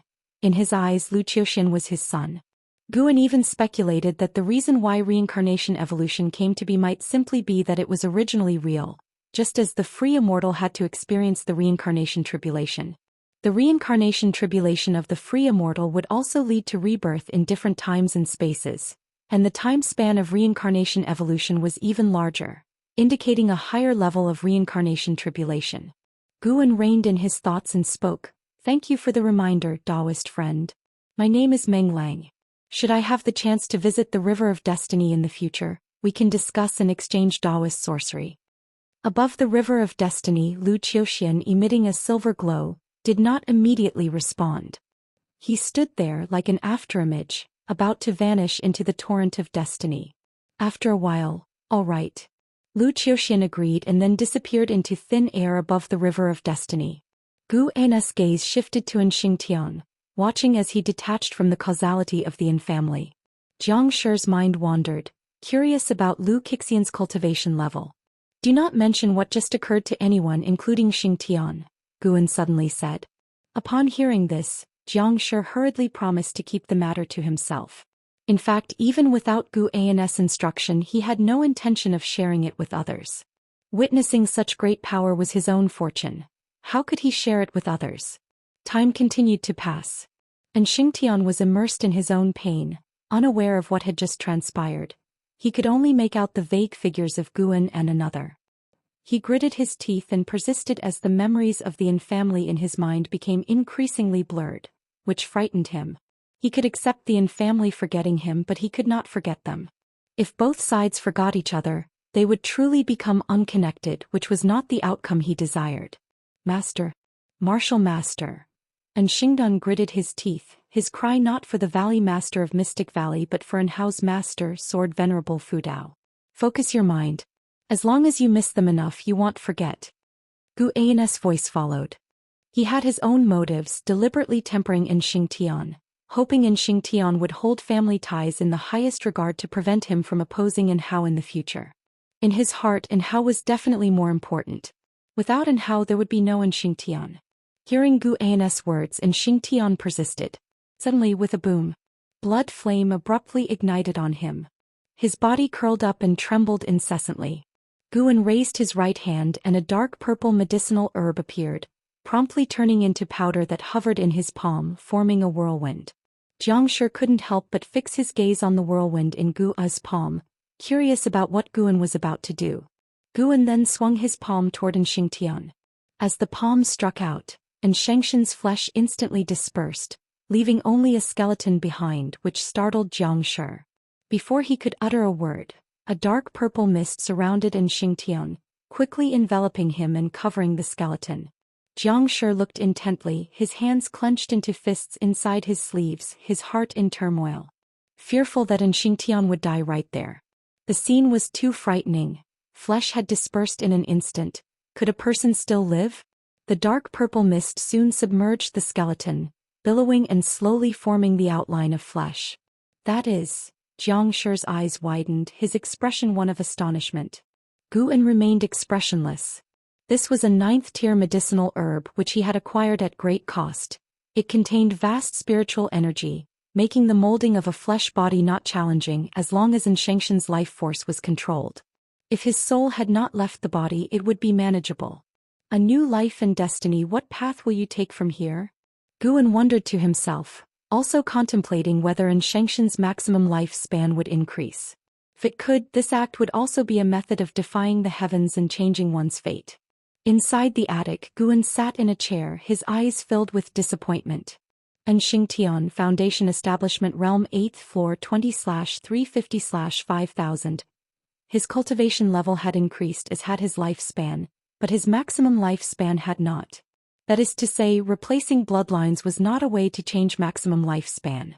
The concept of maximum lifespan became even more complex in Gu An's eyes.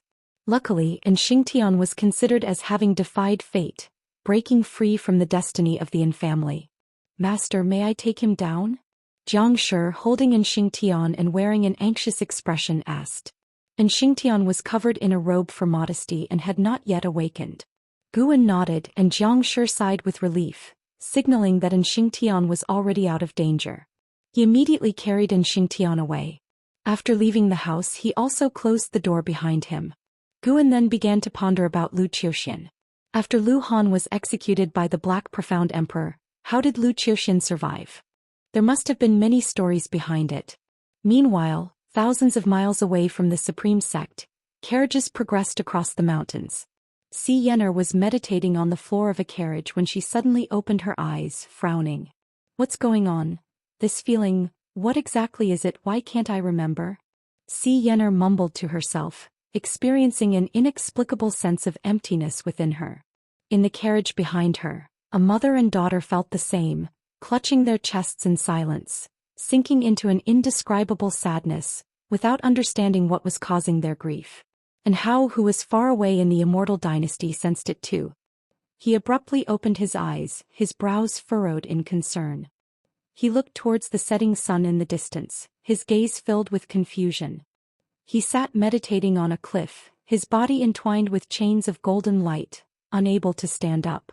Who is trying to sever the karma with me? And Hao wondered in surprise, having delved into the way of cause and effect since he had received the legacy of the heavenly Tao. However, his understanding of the way of cause and effect was still weak, lacking the power to deduce its mysteries. As he couldn't figure it out, he attributed the penalization to the Immortal dynasty, deciding not to dwell on it and continued his path enlightenment. Oppressed by the Immortal dynasty, he did not panic, knowing that as long as his martial master was there, the Immortal dynasty would dare not act rashly. He was also astonished when he heard that his martial master had slain Autumn Equinox Immortal Lord, having met the man whose formidable aura had made a substantial impression. It was unimaginable to Hao that such a powerful being would be powerless before his martial master. He found that no matter how powerful an entity he encountered, how profound a force's heritage was, those seemingly invincible and unconquerable beings were like nothing before his martial master. He could not fathom just how strong his martial master truly was. He even looked forward to how the encounter would unfold if Xian Emperor, the current publicly acknowledged #1 under the heavens, were to face his martial master. He believed his martial master could also be the first under the heavens. Thinking of his martial master's strength, and Hao cast aside his distractions, feeling a surge of fervor. He wanted to catch up to his martial master as soon as possible. As the days went by, New Year's Day arrived in the blink of an eye. At dawn, Mystic Valley began preparing for the festival. And Xianxia was chopping wood in the forest, his hair tied high at the back of his head, revealing his stern features. A female disciple approached holding a teapot, looking at Xianxia hesitantly. "Senior brother, are you tired? Would you like some spiritual tea?" She observed Xianxia, her expression turning timidly coy. Xianxia turned his head with a smile like ice melting away. He said with a laugh, "As a Foundation Establishment Realm cultivator, how could I be tired? However, I cannot refuse junior sister's kindness. Just leave it there and I will bring the teapot back for you." The female disciple was about to say something when the bushes rustled, and a white deer darted past them. A male disciple chased after it, not daring to glance at Xianxia and the female disciple, fearful of interrupting them. Xianxia looked up and couldn't help but smile. Somewhat vexed but not wanting to bother her senior brother further, the female disciple resignedly placed the teapot down and left. Inside Mystic Valley, Guan stood shoulder to shoulder with Xianxia, admiring the landscape of the medicine garden. "Now that we're here, tell me, why did you want to come and see this place?" Guan turned his head towards Xianxia and asked. Xianxia's gaze wandered as if searching for someone. She murmured, "No, this isn't right." "What's not right?" Guan asked, puzzled. Ever since he had met her that day, he felt something was off about her, as though she was always in a daze. Recently, the presence of reincarnation around Xianxia had been growing stronger. A sensation Guan had only ever felt around Ji Xiaoyu, which meant that Ji Xiaoyu was awakening memories of her past life. Xianxia did not answer Guan, but instead she began to walk away, in the direction of the woods where Xianxia was. Guan followed her, curious about what Xianxia was searching for. Could it have something to do with Xianxia? Guan was perplexed, sensing that something strange was happening. When Xianxia reached the forest, she coincidentally passed by the female disciple, who instinctively looked towards Xianxia. Attracted by her extraordinary aura and veiled face, the disciple was so mesmerized it was as if she had seen an immortal, leaving her in a daze. Only when Guan walked past her did she snap out of it. Though curious about Xinzhen's identity, she dared not follow. To the new disciples, Gu An's authority in Mystic Valley was paramount. Upon seeing In Xingtian, Xinzhen's expression subtly changed. In Xingtian seemed to sense something and involuntarily turned his head. When his eyes met Xinzhen's, he frowned, feeling an uncomfortable sensation. Xinzhen's pupils twinkled peculiarly, the corners of her mouth rising beneath her veil. "What's wrong?" Guan came up and asked. Seeing him, and Xingtian immediately raised his hand in salute. Ignoring Guan, Xinzhen said in a strange tone, "Those who evade the heavenly Tao variables." And Xianxia's frown deepened, suddenly feeling a chill that made him instinctively fear. Guan stood in front of Xinzhen and asked with concern, "Are you okay?" He reached out to touch Xinzhen's shoulder. Snap. Xinzhen suddenly grabbed Guan's wrist, her gaze turned sinister and she spoke coldly, "I'm fine, don't touch me. Demon Shore has developed hostility towards you, seeking to annihilate you. Do you wish to use lifespan detection on it?" Chapter 398. The Lifespan of the Free Immortal. Demon Shore? Guan had never heard this name before, so he immediately chose to perform a lifespan detection on it. Demon Shore, Free Immortal Realm 9 Layers 58, 027, 612/500, 000, 000/1, 000, 000, 000, 500 million years of lifespan. With a maximum lifespan of 1 billion years. Why did this person harbor animosity toward him? Could it be that Xinzhen was so bizarre because he was being manipulated by this person? Guan looked at Xinzhen standing before him, feigning astonishment. Xinzhen slightly tilted his head to look at Guan and asked, "Is there a problem?" Although the voice was Xinzhen's, the tone was definitely not. Guan pretended to be tense and replied, "No." Xinzhen let go, then took a step to the side, casting a deep glance at In Xingtian that made his heart unease. Xinzhen smiled and then turned away. In Xingtian took a deep breath, moved to Gu An's side and seemed about to say something, but Guan raised his hand, signaling him to hold his words. Once Xinzhen had walked out of the grove, Gu An's expression turned ice-cold. "Martial Master," she and Xingdan cautiously began, the look in Xinzhen's eyes just now filling him with dread, as if a natural predator had set its sights on him, even making him feel a major disaster was imminent. "It doesn't matter." Guan uttered 2 words, and upon hearing them, In Xingtian immediately relaxed. The phrase "Martial Master" was enough. In Xingtian knew well that Guan was Sword Venerable Fudao. Thinking back to the shocking Great Mixed Yuan plate from a few years ago, his spirit was immediately uplifted. With the Martial Master backing him, what was there to fear? His task was to diligently cultivate, striving to surpass In Hao and make his Martial Master proud of him. Guan patted In Xingtian on the shoulder, encouraging him to continue. In Xingtian looked at Gu An's departing figure and raised a hand to his own shoulder, chuckling softly. The upcoming spring festival remained lively. Although Guan was thinking about Demon Shore, he still acted naturally, actively celebrating with his disciples. Because of the intervention a few years ago by Sword Venerable Fudao, which greatly lessened the chaos in Taizong continent, the recent spring festivals had been lively, especially for the disciples of the Supreme Sect, who on such days would rid their minds of worries and start harboring hopes for the future. Until late into the night. Third Medicine Valley in the attic. Guan sat at the desk, eyes closed, his divine thought frenziedly scanning the great heavenly spirit land. Unable to find a cause and effect similar to Xinzhen, he extended his divine thought into the universe. Though Demon Shore's cultivation level was inferior to his, being hated by someone was intolerable. Especially since the opponent hated his original self. He must die to prevent future troubles. That night, the person with the worst mood within the Supreme Sect was none other than the strongest among them. Until the early hours, Guan finally located Demon Shore. The bastard was actually hiding within the Silent Destruction domain. And he was harboring a large number of evil demons under his command, clearly having some sort of plan. Guan stood up, left the house and walked downstairs. Just as he was downstairs, Ji Xiaoyu emerged from the house and called out to him. "What's up?" Guan asked with a smile. Ji Xiaoyu approached him, sizing him up. Guan touched his own face and asked, "Is there something wrong with me?"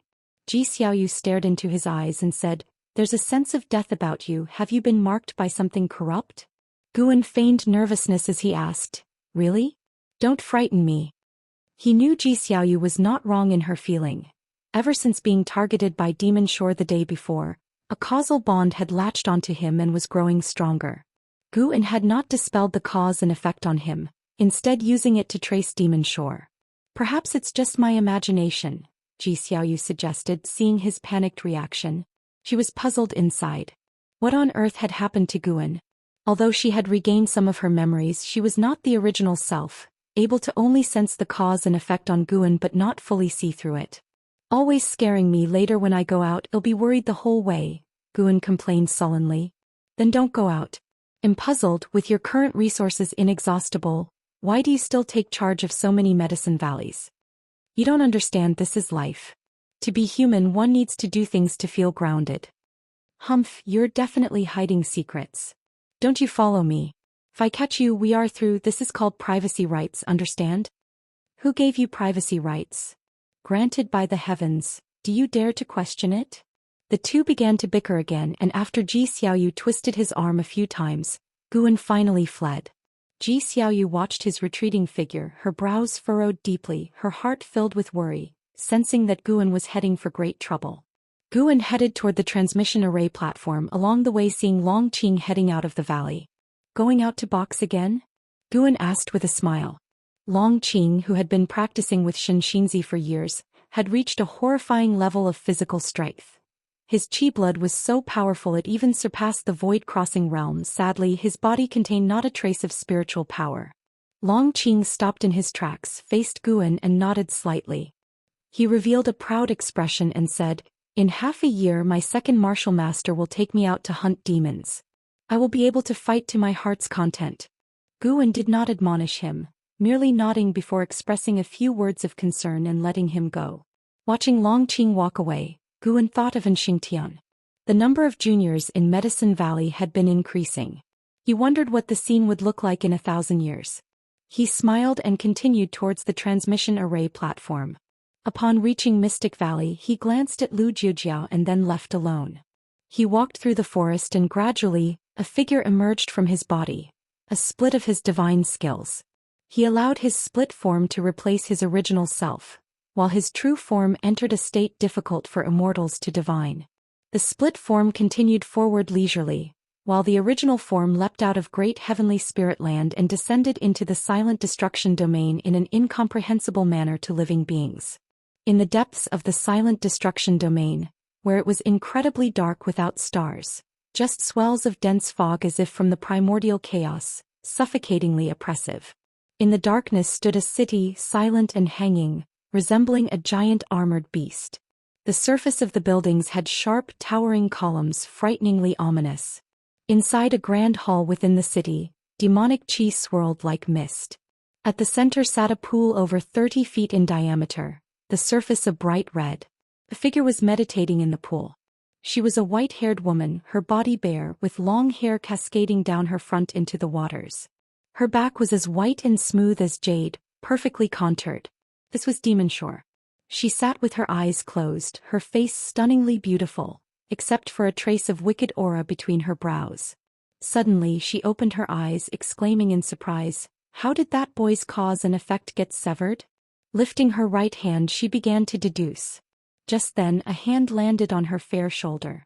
The touch made her Daoist heart tremble and her face drastically change. "Why are you looking for someone?" A raspy voice entered her ears, chilling her to the bone. How could this be? Demon Shore was terrified to find herself completely immobile, her mana almost frozen. She was a free immortal of 9 layers, how could she be so utterly suppressed? Could it be that the other party? Thinking of the legends, she resisted her fear and asked through gritted teeth, Who are you?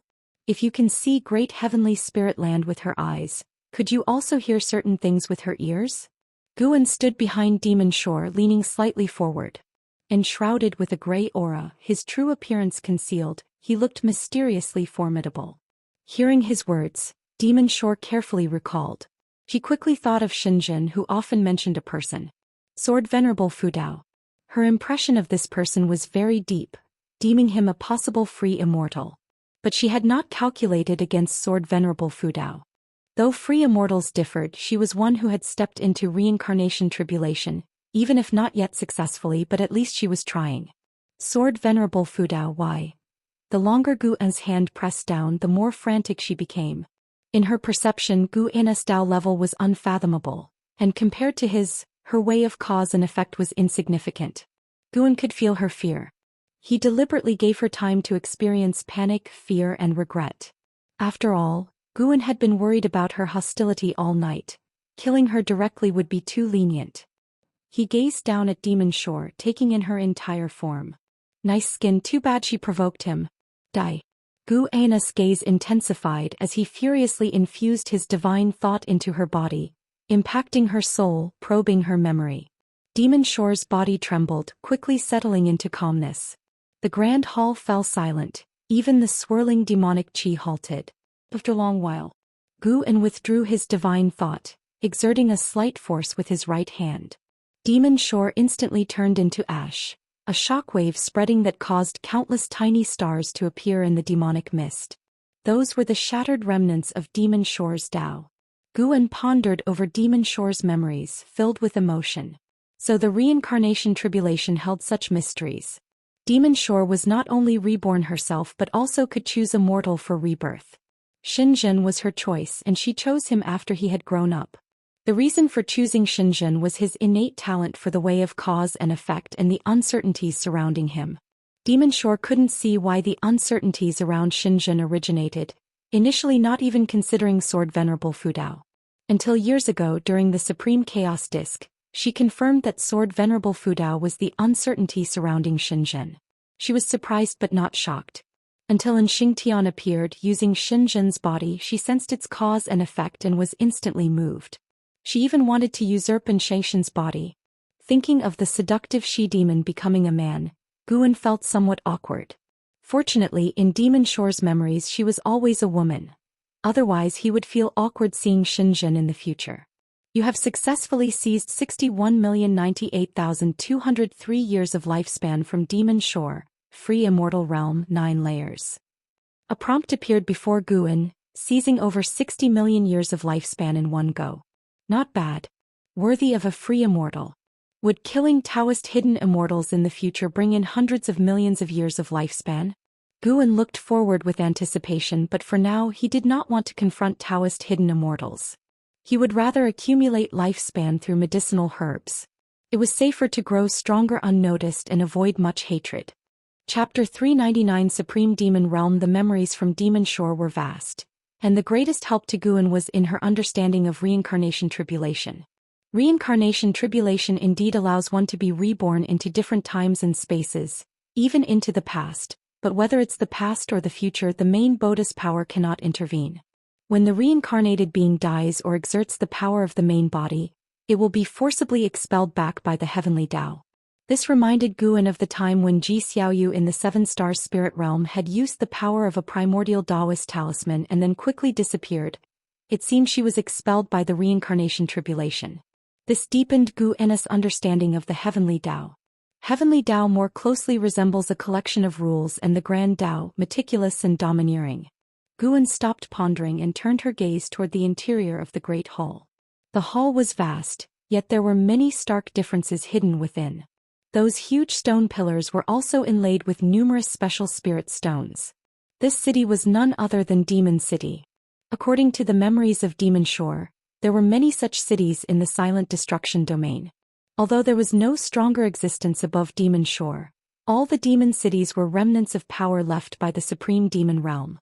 The Supreme Demon Realm had once been extremely powerful, aiming to devour the great heaven and earth, but was later struck down by a mysterious entity that slayed the realm master, causing it to shatter. At that time Demon Shore was not yet fully grown. 1,000,000 demons hid within the demon city. Although these demons seemed no different from the heavenly demons to the creatures of the great heaven and earth, there were also many powers standing within the silent destruction domain, and they did not trespass into the territories of the blood prison Great Saint. Guan decided to eradicate the root of the problem and eliminate all these demons. Whenever creatures from the great heaven and earth passed near the demon city, they never met a good fate. Demon Shore even dared to attack passing free immortals, though the free immortals had their own means to escape. The attacked free immortal was actually the ancient immortal emperor from the Immortal dynasty. Approaching noon, Guan returned to the Third Medicine Valley. He called up his attribute panel. Name, Guan, lifespan, 650/1954-210-604. Physique. Mixed Yuan refined void body, cultivation level. Perfect Daoist hidden immortal realm. By slaying the million evil demons in the demon city, he gained nearly 500 million years of lifespan, making this trip an enormous harvest. Looking at his lifespan approaching 2 billion years, Guan felt wonderfully good. Of course, the most important thing was that he had removed a source of worry. As Guan encountered disciples along the way, he would smile and ask them a few questions, leaving the disciples surprised and honored. Now the number of disciples in the Third Medicine Valley exceeded 3,000. And many, even those who had reached the Foundation Establishment realm, were willing to stay. As the Supreme Sect grew stronger, the treatment in the Third Medicine Valley also continued to rise, even higher than that of many intersect halls. The disciples all respected Guan, not for his status or cultivation level, but because he treated each disciple without pretense. Even when they heard Guan enjoyed reading common books, they found him all the more approachable since Guan did not coerce the female disciples, and he was well regarded. When Guan arrived at his pavilion, Zhou Xian suddenly came out, her expression strange. "What's wrong now?" Guan asked in feigned dejection. Zhou Xian replied, "The death energy around you has disappeared. Who did you go see this morning?" Guan looked around, then took 2 steps forward and mysteriously said, "You scared me, so I had to ask Sword Venerable Fudao for help. He cast a spell to keep me safe at the cost of 300 years of my lifespan." Zhou Xiaoyu believed the first part of his statement, but she couldn't help but roll her eyes at the last sentence. Mortals will be mortals. With Sword Venerable Fudao's cultivation, how could he covet your 300 years of lifespan? Such a narrow view, it's laughable even when you boast. Zhou Xiaoyu's words were venomous, unaware that this was exactly the effect Guan wanted. "You look down on me? In 30 years the East River may flow west. Do not belittle the poor. Change 30 to thousands. Get inside, I need to sort you out." Guan pushed Zhou Xiaoyu into the house and she did not resist, her face even breaking into a smile. An hour later, Guan came out of her house. Passing by, an Exan winked and teased Guan, causing him to glare at her. Blood Prison Great Saint watched from under a distant tree, sighing sentimentally, "The master indeed leads a charming life. Once 1,000 years pass, I too must enjoy the local customs of the great heavenly spirit land." The spring breeze was caressing, the weather cool, and all living things were awakening their vitality. Even the clouds that shrouded the continent's sky had dissipated some. The Supreme Sect, basking in the prestige of Sword Venerable Fudao, continued to develop, but the struggles of the world grew more intense. Every moment, cultivators from the Immortal dynasty and the Holy Court were fighting, with more and more territories and powers being drawn into the fray. Half a year sped by swiftly. Guan stood by the window watching Long Qing follow Xianxia out of the valley. Apart from his previous experiences in the Juyuan world, this was Long Qing's first time leaving the Supreme Sect. Although he was just practicing on the Taicang continent, the sight of the young man's excitement gave Guan a distinct feeling. Feeling reluctant to let him go? Zhou Xiaoyu's teasing voice came from downstairs. Guan replied, "How could that be? It just reminded me of some old friends." "Do you wish for the people by your side to accompany you forever?" "No, not really. If they leave, they leave. There will always be newcomers. I just feel nostalgic about how quickly they grow up. They become capable of standing on their own in the blink of an eye." What do you mean by newcomers? When I'm gone there will be new ones." "What are you talking about? You haven't even outlasted the old ones yet." Boom. The attic began to tremble slightly.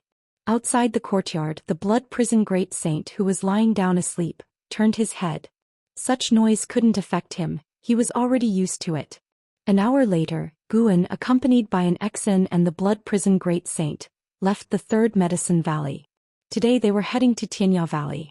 On the way, an Exan spoke of the rising talents on the continent. From time to time, a peerless genius would emerge, and individuals like Hao Liya and Wu Ju had already been forgotten by many, just as Guan had once been unaware of Xian Tianyi. Guan rode on the back of the blood prison great saint, holding a book in his hand, occasionally echoing an exon. He also paid attention to the recent happenings in the world. Compared to the world hundreds of years ago, the standard for genius had risen. The cultivators and Xian referred to as geniuses had cultivation levels at the very least within the void-crossing realm.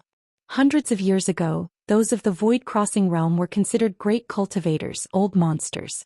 Nowadays the Nirvana realm was no longer a secret known to just a few. And Exon spoke of the affairs of the world with no longing in her tone, only anticipation. She didn't want to go out, she just wanted to become more formidable than those people, to prove that staying by her master's side was the best choice. They chatted and laughed along the way, making the journey seem less tedious. When they arrived at Tianya Valley, they saw a group of young and proud cultivators. When Guan and his companions appeared, they attracted the attention of most. Guan saw Lv Xian among them. It had been quite a while since he had seen Lv Xian because every time Lv Baiyan met him, he would mention Lv Xian, making Guan occasionally keep track of Lv Xian's progress. Lv Xian had always been highly talented, and coupled with favorable circumstances, he now possessed the cultivation level of the mystic heart realm. He looked from afar at Guan with a joyous expression on his face. Guan nodded slightly towards him, then dismounted and walked toward Li Xuando's courtyard. An Exen went with the blood prison great saint to meet the three monkey demons. Guan proceeded into the courtyard, walked up to the table and saluted Li Xiandao with a cupped fist. Following Li Xuando's gesture, he sat down.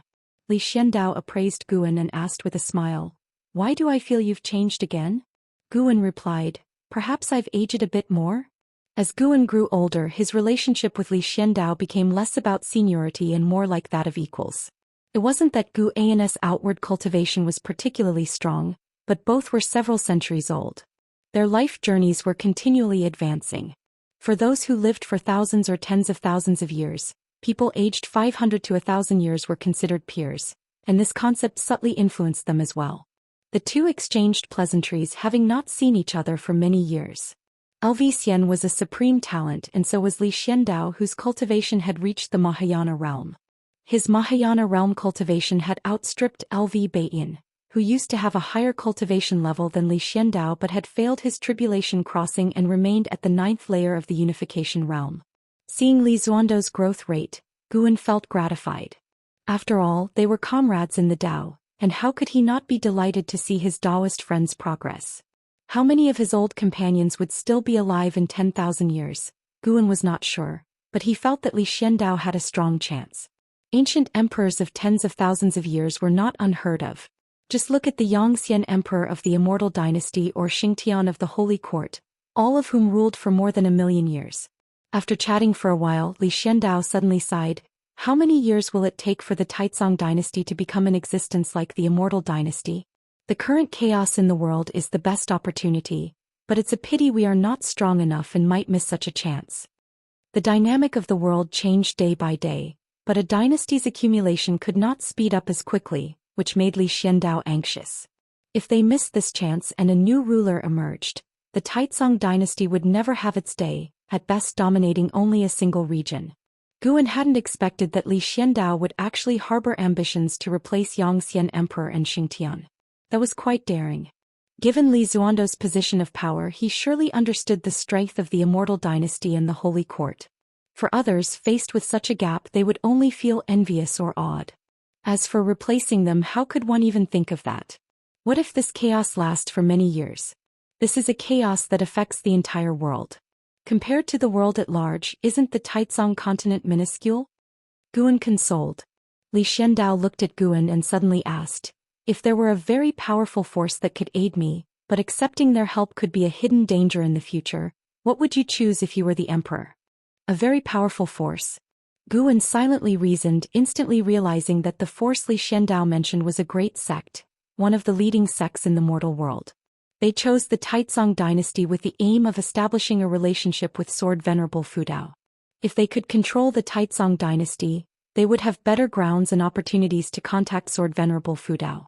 In their eyes, Sword Venerable Fudao had the qualifications to contend against the Xianxian emperor. This was an indispensable force for them, aspiring to surpass both the Immortal dynasty and the Holy Court. Without free immortals, how could one dream of unifying the world? After Guan had calculated the variables, he responded, "It all depends on what you truly want.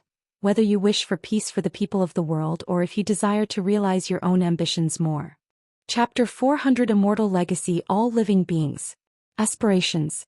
Li Xiandao fell into deep thought, and Guan did not offer his own opinion, since both choices had pros and cons for the common folk. To remain content with the status quo would invite future crises. To be discontent would make life harder for the current and future generations. Gu An's protection of the continent's beings already showed his benevolence, but he would not worry about the daily lives of all living beings every day. In any case, when asked about worldly affairs, Gu An's role was simply to provide options. The ultimate decision was up to Li Xiandao, with whom the consequences lay. Li Xiandao was lost in contemplation, and Guan did not disturb him. His gaze drifted outside the courtyard. Zhou Xian, who was instructing someone in their cultivation, glanced towards Guan from time to time. When their eyes met, Guan could tell he was excited. Guan was suspicious, but he was not in a hurry. He would discuss it with Li Xiandao later. Usually he did not need to spend much time on cultivation, so his pace of life was slow. He was not in a rush about most things. He could handle them one by one. Li Xiandao was not forever lost in his own world. He came back to reality and started chatting with Guan about Liya. Liya was the link between the two, and speaking of him prompted more conversation. After an hour, Li Xiandao suddenly said, "Zhou Xian has been talking about you non-stop. He specifically came back from overseas to see you, but insisted I come along. He wants to meet you but also fears you. What's that about?"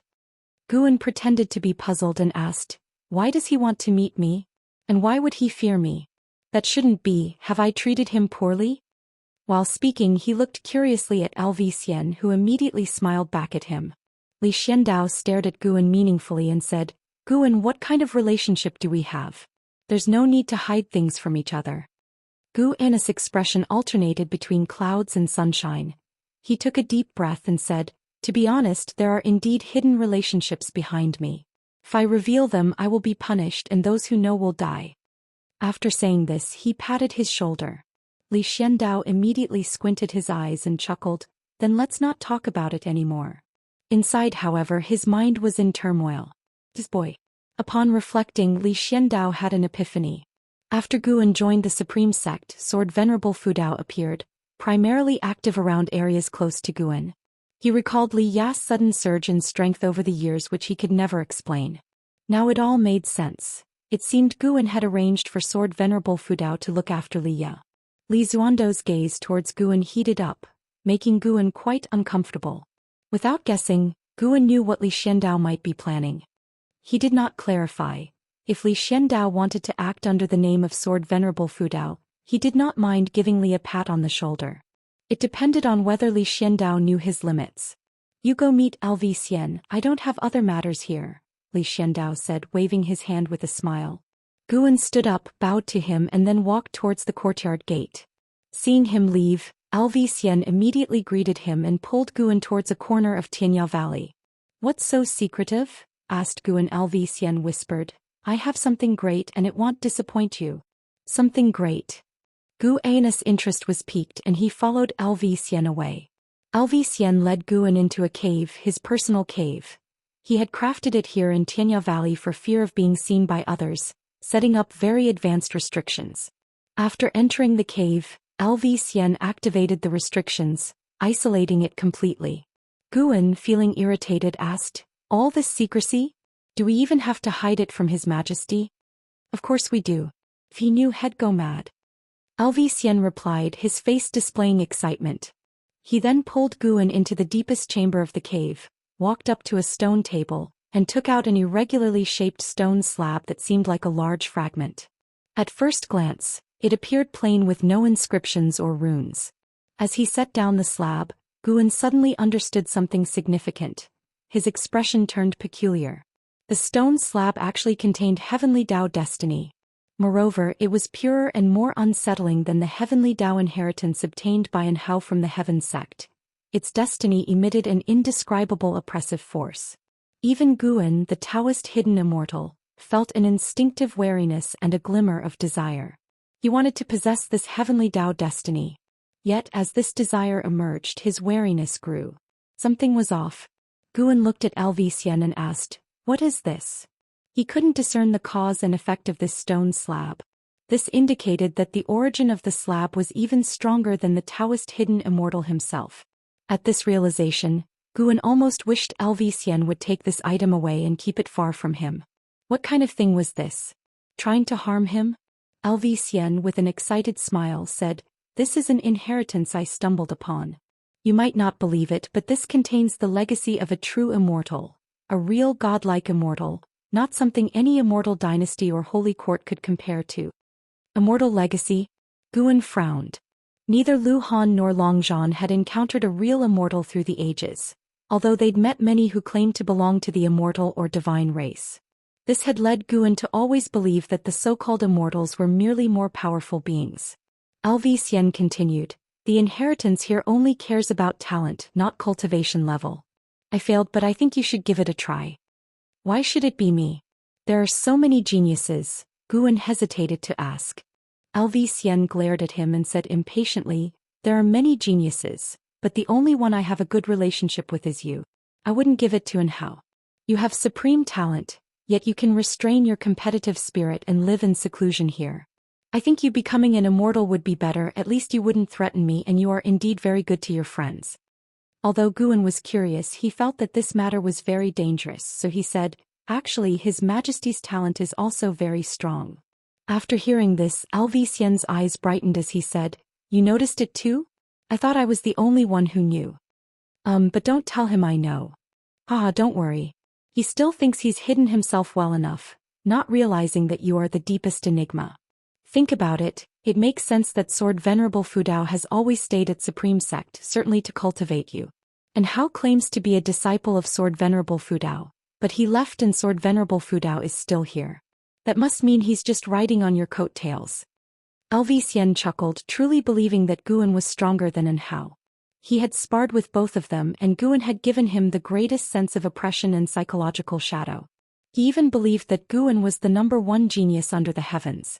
Hearing this, Guan fell into silence, his gaze fixed on a stone slab. Wait. Should he use his lifespan to simulate this? Guan thought it feasible, as touching the stone slab directly seemed too dangerous. His mind made up, he immediately began to simulate. Simulating the inheritance will consume 1 million years of lifespan. Do you wish to continue? That much. Guan hesitated, but looking at the stone slab he was really tempted. Forget it. Take the plunge. While Zhou Xian continued his incessant chatter, Guan chose to continue, and then his consciousness entered a vast white space. Everything was blank, and below his feet, grass first emerged, rapidly expanding, and mountains appeared in the distance in all directions. The world was vast and the sky magnificent. Guan looked ahead and saw atop the mountains a dazzling orb of light, immensely gigantic, much larger than any mountain on earth. Within the light orb there stood a towering figure, 10,000 zhang in height, adorned in armor, wielding a divine weapon, exuding a domineering aura that overwhelmed all living beings. Upon seeing this figure, Guan felt threatened, and he couldn't help but think of Black Profound Emperor whom Lu Han encountered and Annihilation God Emperor whom Longzhan encountered. Their auras were similar. What realms were they actually in? Mortal spirit, having seen the heavenly Tao, why not kneel? A majestic voice rang out, but Guan did not kneel since it was just a simulation, and he asked, "What inheritance is this?" "This is the heavenly Tao immortal position inheritance. To gain my approval you must defeat me." Defeat? Guan was surprised internally. Facing this entity, Zhou Xian surely had no chance at all, let alone even the desire to fight. Wait, Zhou Xian said that the inheritance only looked at talent. Could it be that facing different inheritors, this entity's cultivation level might also change? Zhou Xian failed against an existence a great realm higher than his own. He was now facing an existence a realm higher than Daoist hidden immortal. No wonder it felt dangerous yet not hopeless. What is heavenly Tao immortal position? Guan pressed on. The other did not respond. Guan asked other questions, but no matter what he asked there was no response. Forget it. Then fight to see if he had the strength to pass the inheritance test. Inside the cave, Zhou Xian gestured to Guan, whose eyes suddenly became clear. "What were you thinking about? I asked you several times and you didn't respond," Zhou Xian said with dissatisfaction. Guan smiled and replied, "Nothing much, I was just wondering whether there really are immortals and gods." He had passed the test. It had to be said that entity was indeed formidable. Guan had to use dozens of moves to completely vanquish it. Yet even after the victory, Guan still hadn't figured out what the heavenly Dao immortal position was. But one thing was certain. The stone slab inheritance could see through his true cultivation level. If there was an immortal god power behind it, that power could also understand his true strength through this stone slab. The last thing Guan wanted was for his true cultivation level to be seen through. "Forget it, I can't accept it. But don't worry, I won't tell anyone." Guan shook his head. Xian's eyes widened as he said, "This is an immortal god inheritance. If you succeed, you will soar to great heights." Guan replied, "I only trust the mana that I have cultivated myself, not that given by others. So, I would certainly be controlled by others at the risk of my life and freedom." Hearing this, Xian furrowed his brows. He had to admit Guan made a good point. With that statement from Guan, the excitement in his heart began to subside. He looked at the stone slab on the table and said in a low voice, "Well said, perhaps failing the inheritance was a blessing in disguise." Chapter 401 Shape-Shifting. You can keep it and accept the inheritance when you are strong enough. Guan stared at Xian, speaking earnestly, fearing that Xian would forsake his greatest opportunity. At the moment, the heavenly Dao immortal position proved stronger than the Holy Court, the Immortal Dynasty, and even the Silent Destruction domain. As immortal, if Xian missed it, finding a stronger chance in the future would be almost impossible. Xian couldn't rely on stealing lifespan to become stronger like him. Xian raised an eyebrow and said, "What do you mean, you think I can't rely on myself? You can't, at least not beyond this inheritance." "Bullshit." Xian erupted in fury, his terrifying aura exploding like a volcano, startling the entire Tianya Valley. Suddenly, Guan raised his hand and pressed it on his shoulder, instantly dispersing his aura. Xian's eyes widened.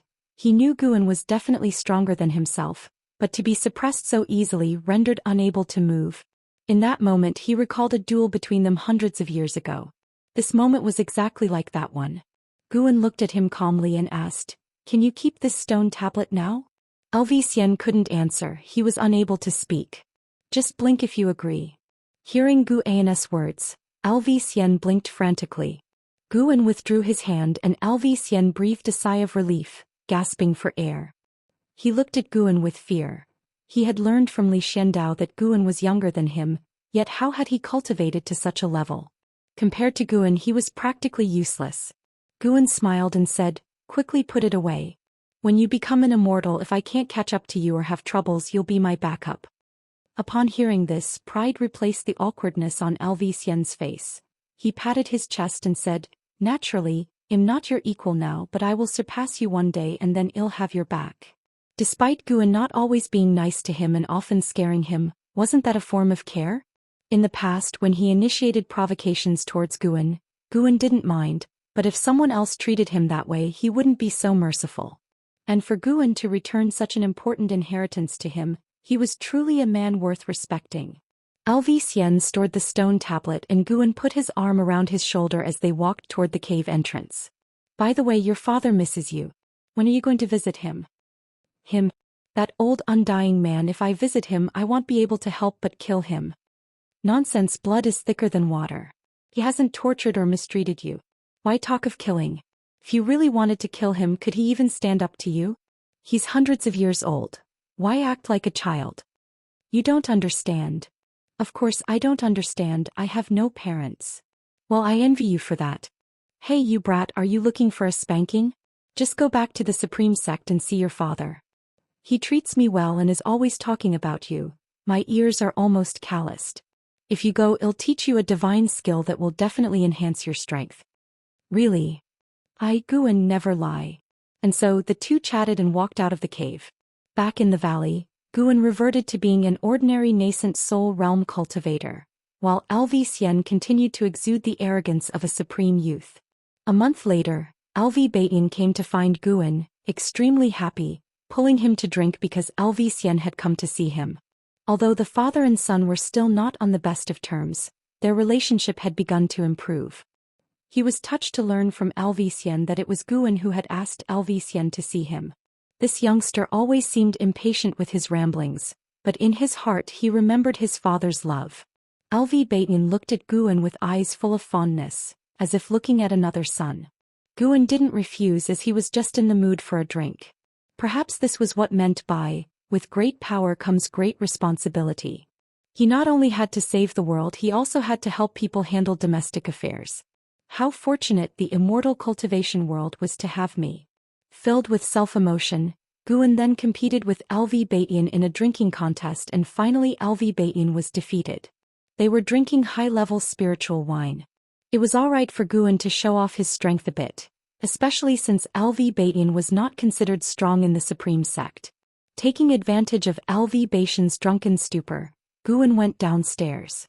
Just as he descended, Zhou Xian walked out of the room and said to him, "Come in." Guan shook his head, "No thanks, your strength isn't enough. Practice some more." Last time, to teach Zhou Xian a lesson, Guan had played Go with her in her room for an hour and beat her decisively, which left her quite unconvinced, and now she would think about game strategies even during her practice. "Just one more game and you'll see if it's enough." Ha! Guan couldn't be bothered with her and continued walking toward the distance. Zhou Xian watched his back, took a deep breath and thought about the cost of losing the game last time. It made her teeth itch with frustration. Before the game, they had made a deal that if she won, Guan would focus more on his own practice, and if Guan won, he would pinch her face. Well, pinch it as it may be, he really dared to do it strongly. She looked at Guan's back, her mind full of confusion. Why in the world was his Go skill so strong? She finally understood why Nine-Finger Divine Lord couldn't maintain his composure in the Immortal Path realm when facing Guan. After walking some distance, Guan leaped up, aiming for the outer gate city. It had been ages since he last strolled in the city. Today he might as well reinforce the sword intent on the heavenly repair platform. Too many people had been comprehending his sword intent, causing it to continuously weaken. Recently even a divine immortal of wondrous dharma had come to study it. Time flies. In the blink of an eye, another decade passed. That day, in the deep-sea hidden spirit palace, Guan lay on a chair on the open ground holding the supreme secret records. The deep-sea dragon carp was beside him practicing the heaven and earth primordial skill.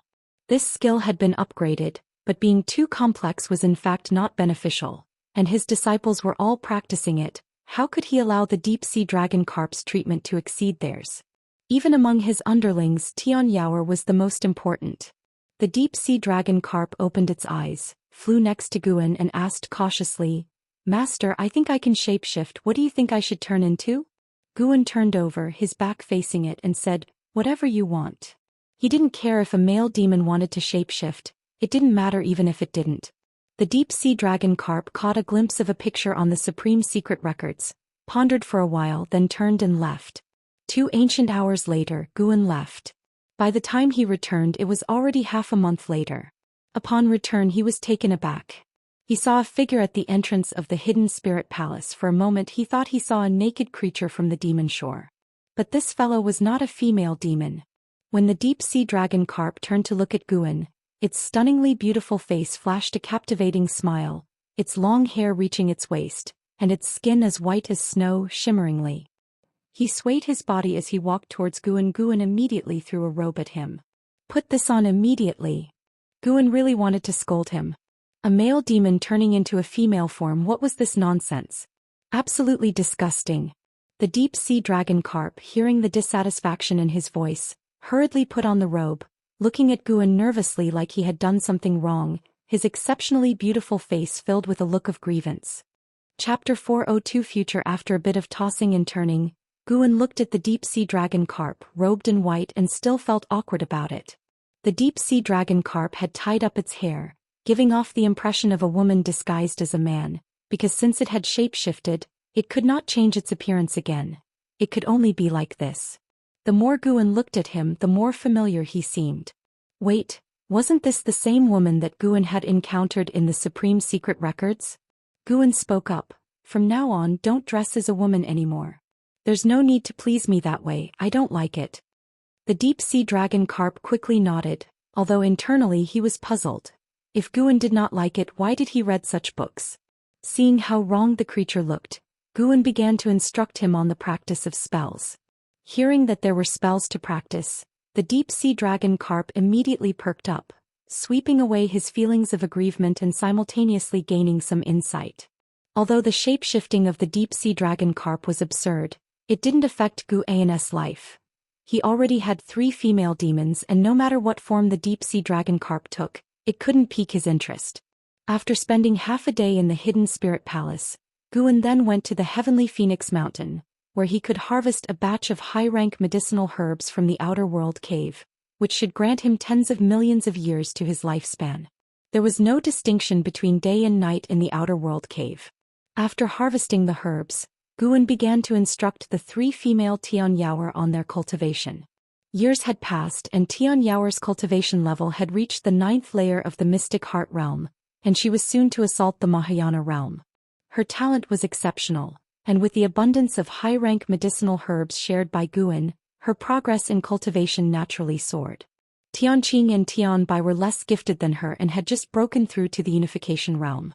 Their pace of cultivation was already fast, at least faster than that of demons, whose cultivation was not as quick as that of cultivators of human race. The demons' advantage lay in their long lifespans, but under Gu An's care, the 3 demons' cultivation speed was comparable to that of top human prodigies. After sparring for an ancient hour, the 3 demons were depleted of their demonic power. Their demonic power was considered abundant within their respective realms, but facing Guan they had to go all out. Watching them exhausted lying on the ground, drenched in sweat, Guan hovered midair, pointing out their weaknesses. After a while the 3 demons gathered around him, inquiring about the outside world. They still vividly remembered the recent attack by the Immortal Lord during the Mid-Autumn Festival, his booming voice and imposing pressure. They were curious about the types of changes unfolding in the outside world. The Immortal Dynasty and Holy Court are fighting fiercely. Not long ago, I heard that an immortal spirit effortlessly moved an entire sea area with one hand, with billions of creatures at his mercy. He fought against the great cultivator of the Holy Court with the ocean in his grasp. It was earth-shattering. Guan casually picked an event to recount, listening intently as the 3 demons did. What he spoke of were actual events. As time passed, casualties of the Immortal Dynasty and Holy Court escalated, deepening the hate between them. If this continued, a battle that would sweep across the great heaven and earth was inevitable. Guan had calculated somewhat, fearing that the fight might cause heaven and earth to split apart, but with so many variables he couldn't clearly discern all the choices of the free immortal or predict what was within the reincarnation tribulation of Xianxia. For the time being, it was impossible to see who would win or lose. Guan wasn't too worried though, as Taizong continent where he resided hadn't suffered much from the disturbances. For him that was enough. As they listened to the tales of the world's vicissitudes, Tianyao's heart yearned, but she did not propose to venture out. Her strength was still insufficient. It was mere curiosity. Seeing their interest, Guan spoke of a few more events. If it could strengthen their will to pursue immortal cultivation, Guan was naturally pleased. Snowflakes fell, marking the end of the year. The end of Lu Jujia's destined life had come. Guan and Lu Jujia sat at the edge of a cliff, overlooking Mystic Valley. Big brother, 600 years ago, did you ever think that Mystic Valley could ever achieve such prosperity? Lu Jujia asked with a chuckle while stroking his beard, eyes filled with many distant images that transitioned from hazy to clear. From here one could see disciples in the forests outside Mystic Valley, cultivated demon beasts, various brightly colored groves, all within a dozen miles of Mystic Valley's domain, thriving and booming. Guan replied, actually I feel there isn't much difference between now and the past because some people are still here. Precisely, you're still here. The original acquaintances of Mystic Valley had dwindled to Lu Jujia alone. Once he passed on, Mystic Valley would become a closed chapter to Guan, or at least not as significant in his heart. Lu Jujia turned to look at Guan, feeling that his big brother's profile was still so youthful, as if time had left no trace on him. Big brother, do you remember Su Han? Lu Jujia suddenly asked. Guan glanced at him, replying, how could I forget? Until now, no other disciple has taken a more crooked path than him. Mentioning Su Han stirred even more emotions in Guan. As the brothers talked about Su Han, Guan began to recognize the Su Han described by Lu Jujia. The snow grew heavier and fog rose around Mystic Valley, gradually swallowing the sight of mortals. Lu Jujia's head sank lower and his voice weakened. Xianxia stood in front of the wooden railing in the precinct, his gaze fixed on Lu Jujia atop the cliff, eyes brimming with reluctance. Last night Lu Jujia had already talked with him. He knew that today Lu Jujia was going to depart. Though they called each other martial brothers in Medicine Valley, in Xianxia's heart, Lu Jujia was like his second father. The pain in Xianxia's heart was overwhelming as his hands clenched the wooden railing tightly. And Xingtian emerged from the forest and was about to greet Xianxia when he caught the expression on Jiang's face. So Xingtian followed his gaze. Seeing the figures of Lu Jujia and Guan, and Xingtian fell silent. He was quite fond of Lu Jujia as well, who had taken good care of him over the years. The thought of Lu Jujia's impending death weighed heavily on him. He even thought of his own father and grandfather. A somber and oppressive atmosphere permeated Mystic Valley.